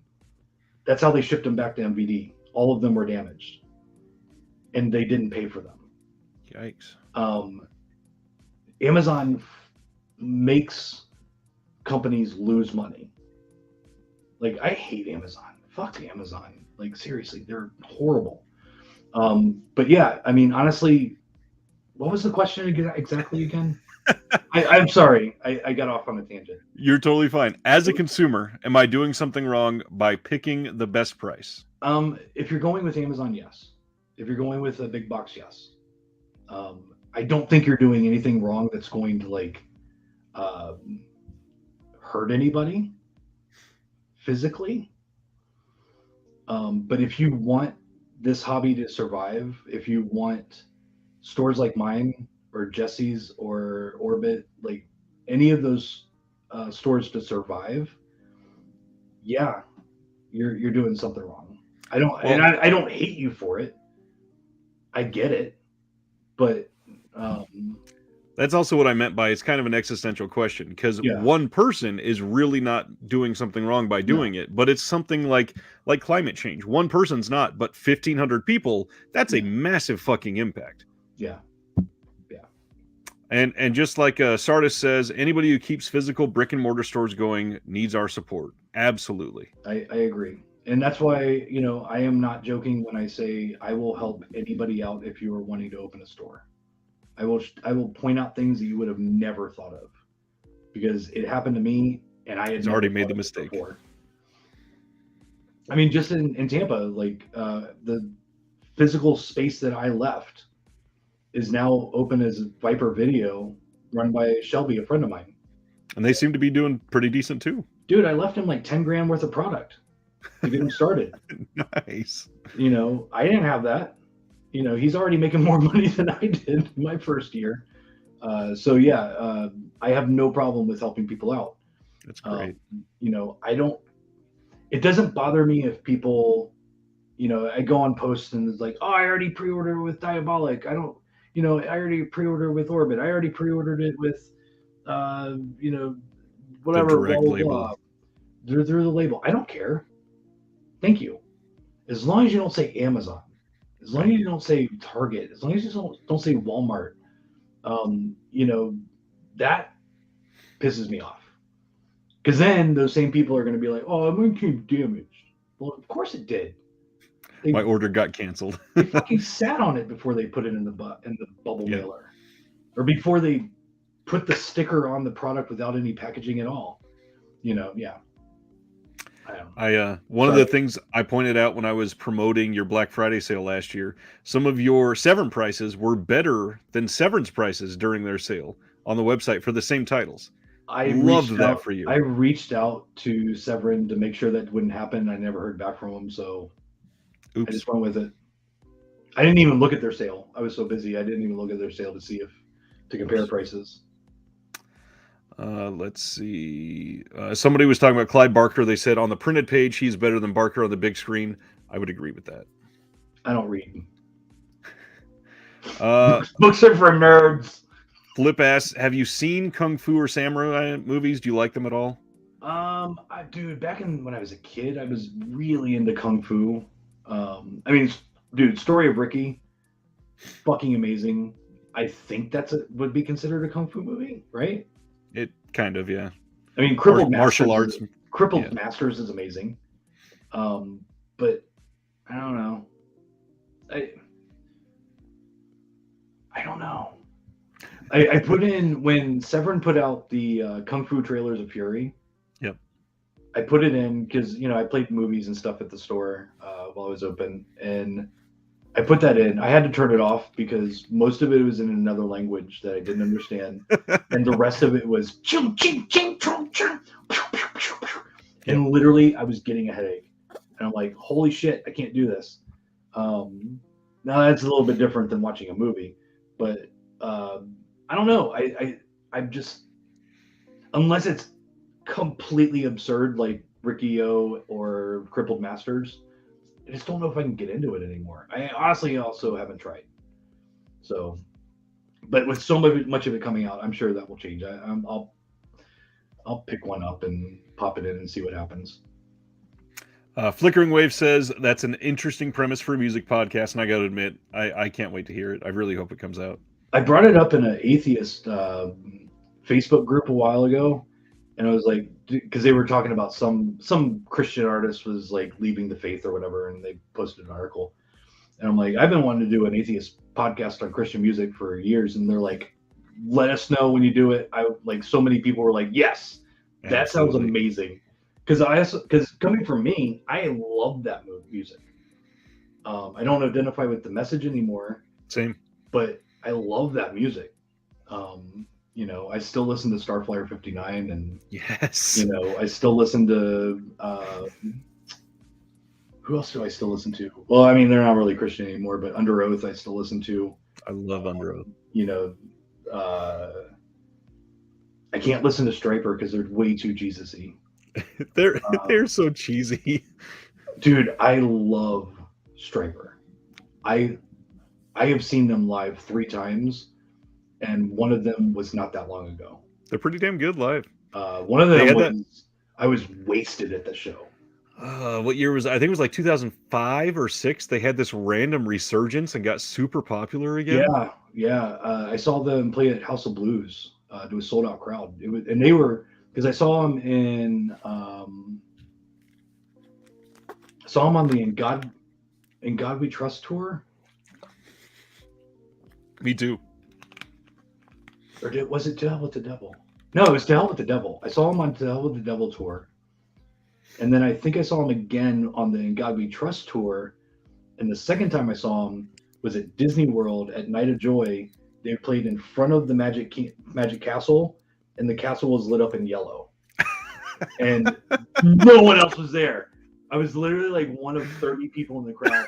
And I was like literally like just standing there like in awe.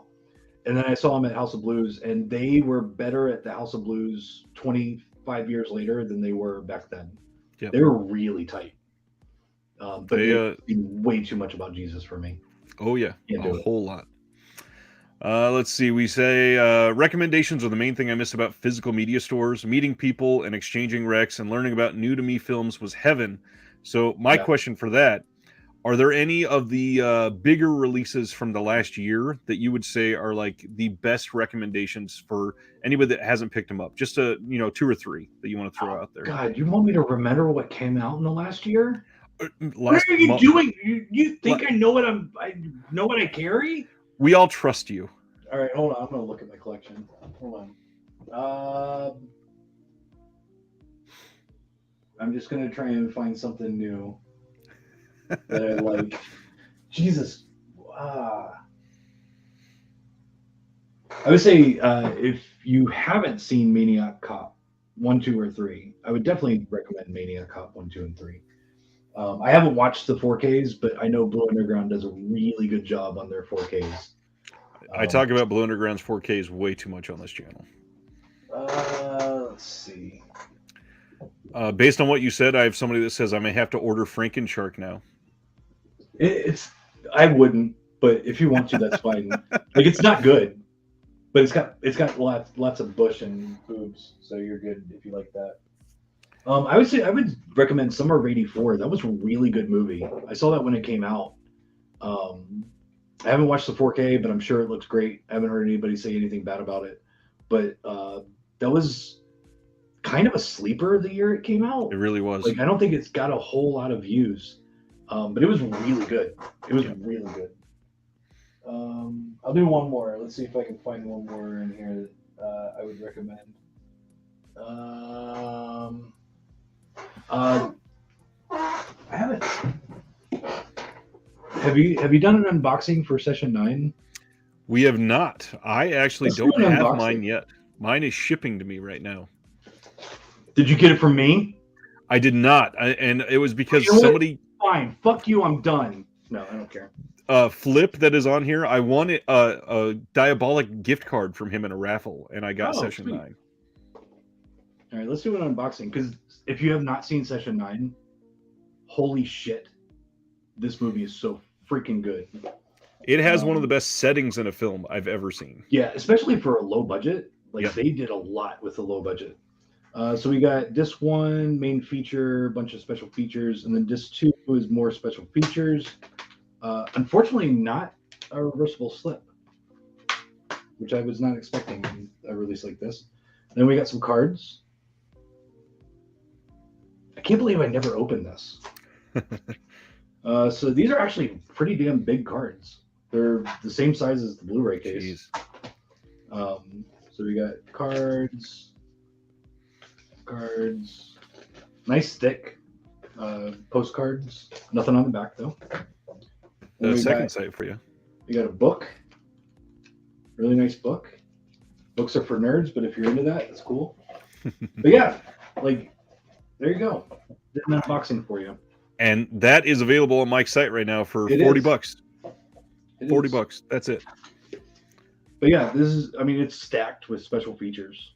But yeah, I love this movie. Session 9 was amazing. Dr. Eric Vornoff says Mike shipping is amazing. Never once have had something arrive damaged or less than mint. It does happen, but I try to do everything I can to make it right. So,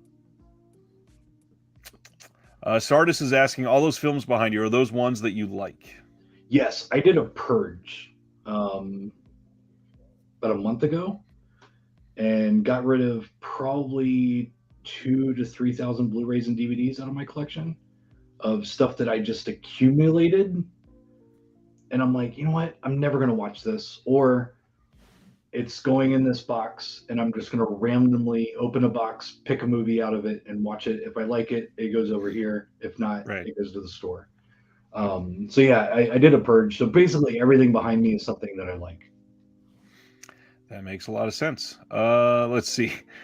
I've talked about a little on here. We have Yoko Tuna says, any thoughts on the antics of Demon Dave and Banana Man? I don't even watch it anymore. I can't. I mean, I love watching car accidents, but I can't anymore. I mean, I've talked to Bill a few times, and you know, he's a really weird guy, but he likes me for some reason. I got not a whole lot bad to say about Bill. Demon seems like an asshole. Like, he just seems like the dude that would beat me up in high school, and I don't like that kind of guy. But yeah, I don't watch their streams anymore because honestly, I think he's taking advantage of Bill. Yep. Bill's not in good health, and he is trying to sell Blu-rays because of it. Well, and literally, I don't know if you saw this. They are selling an autographed used diaper on their site. Oh yeah, I saw that a while ago. It's stupid, and I agree.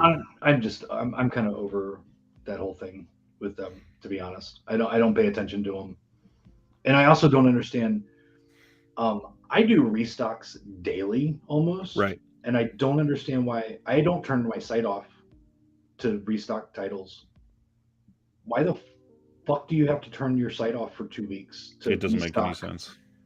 None of it made sense. So yeah, I don't know. Whatever. If you want to say anything about it, Dr. Eric again says, what is Mike's thoughts on the thriller war with Vinegar Syndrome and Synapse? I cannot say anything. That's what I thought. It has gotten to legal issues. So. Well, we'll go another question from him then. If the profit margins are so small, how are the labels making money by selling to Amazon? I assume it's just bulk. Profit margins are not small for the labels. They're making the most out of everybody. Right. You know, they're making the most out of anything selling direct, which is why you're seeing Vinegar Syndrome, Severin, and all these other companies push so hard for direct sales. I have no problems with that.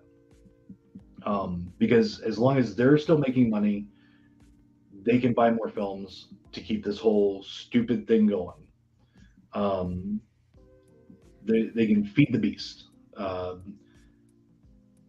The profit margins are smaller on the retail side of it because we have to compete with Amazon. If there was no Amazon, and you know, or Amazon just stopped being dicks and trying to put every other company out of business, right? You know, and you know, if this is $15 full retail and that's what everybody was just selling it for, and then you just picked the store that had the best customer service, best shipping, best, you know, best beard, whatever. You know, you went with your favorite, and because there was no shopping around,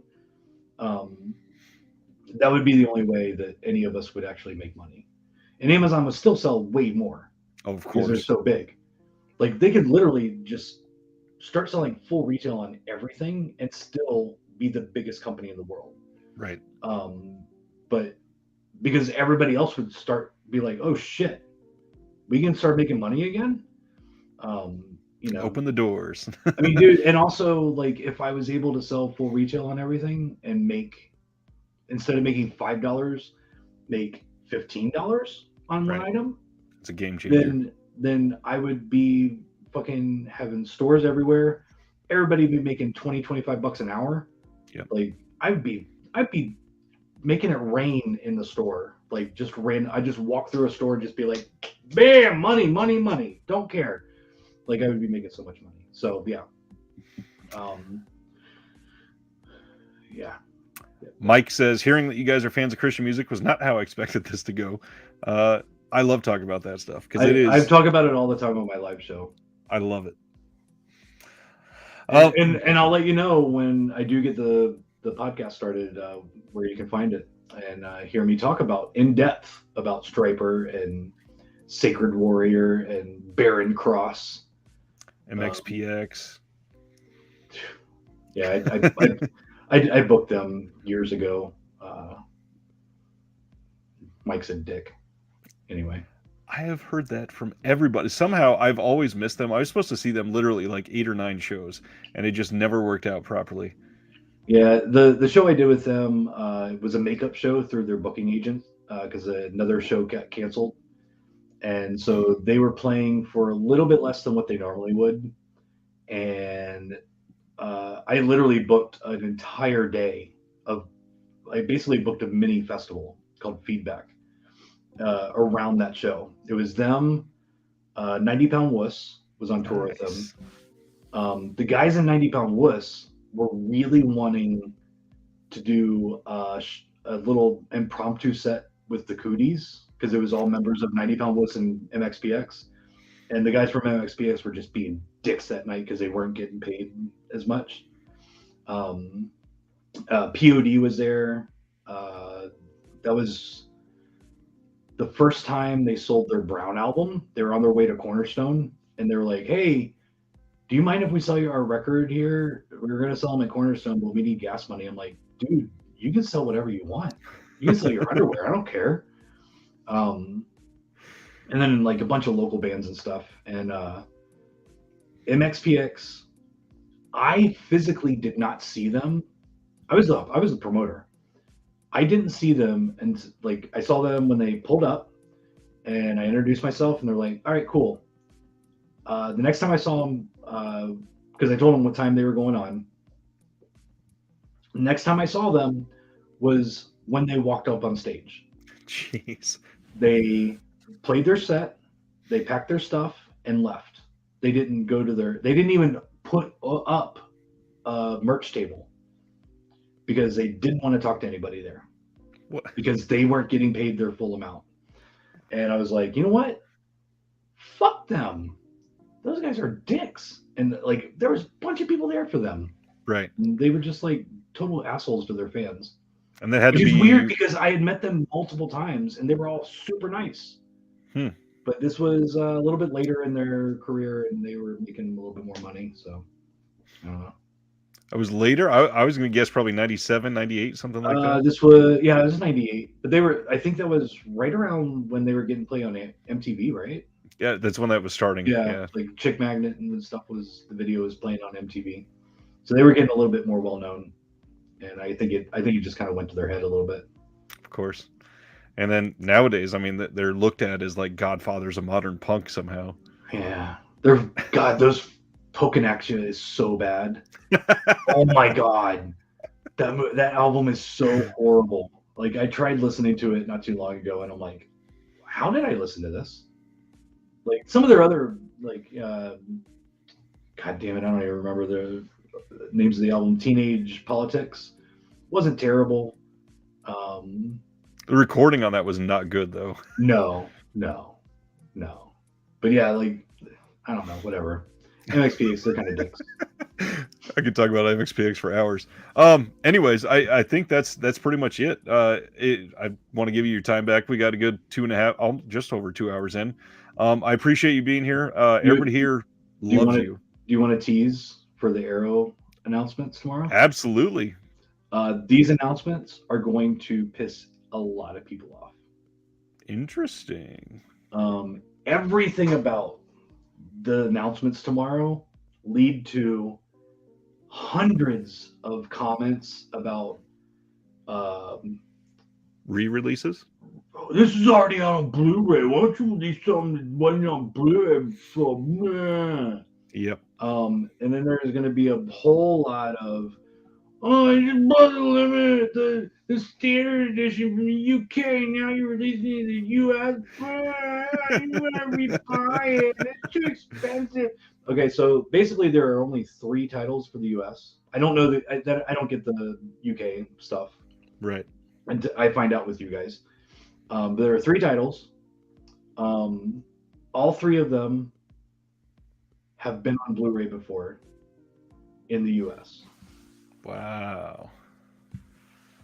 One of them has been released in the UK by them.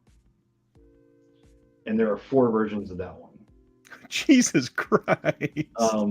2 of those are exclusive to me and Jesse and Zavi. It's basically the same thing with Dune and the Wild Things, like, you know, the Steelbook and the Deluxe Steel. The other 2 titles were kind of a surprise. Interesting. But yeah, they've been released before. So it's I'm so ready for all the comments of, when are you gonna put out this movie that no one cares about, that only I like, instead of this movie that might actually sell? Why are you? We do make fun of Arrow commenters on here pretty often. How every single month that one comment, there's always somebody that says nothing for me this month. Yeah. Who cares? Okay. No one gives a shit. Right. Why is the Legend coming out on 4K? Why aren't you fucking starting your own company with a couple $1 million, buying the rights, working with the studio that fucking released the movie originally, paying for the 4K mastering, paying for all the special features, paying for the manufacturing and distribution of it, and then trying to make a profit? And then deal with assholes like you. Yeah. Fuck you. Start your own fucking label, dumbass.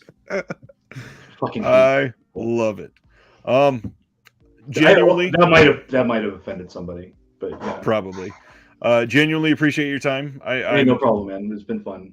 I loved having you here, and obviously, there's been more than 50 people almost the entire time. So I love it. I love this. This will be available forever, and also I just recently started putting this out on a podcast version, so this audio will be available probably starting tomorrow. Cool. Yeah, appreciate you guys. One of the things that I always want to say, appreciate the people that support the show. These are the patrons, but other than that, have a good night. And I will, just as Mike always says, Hail Satan. Have a good night. Peace out.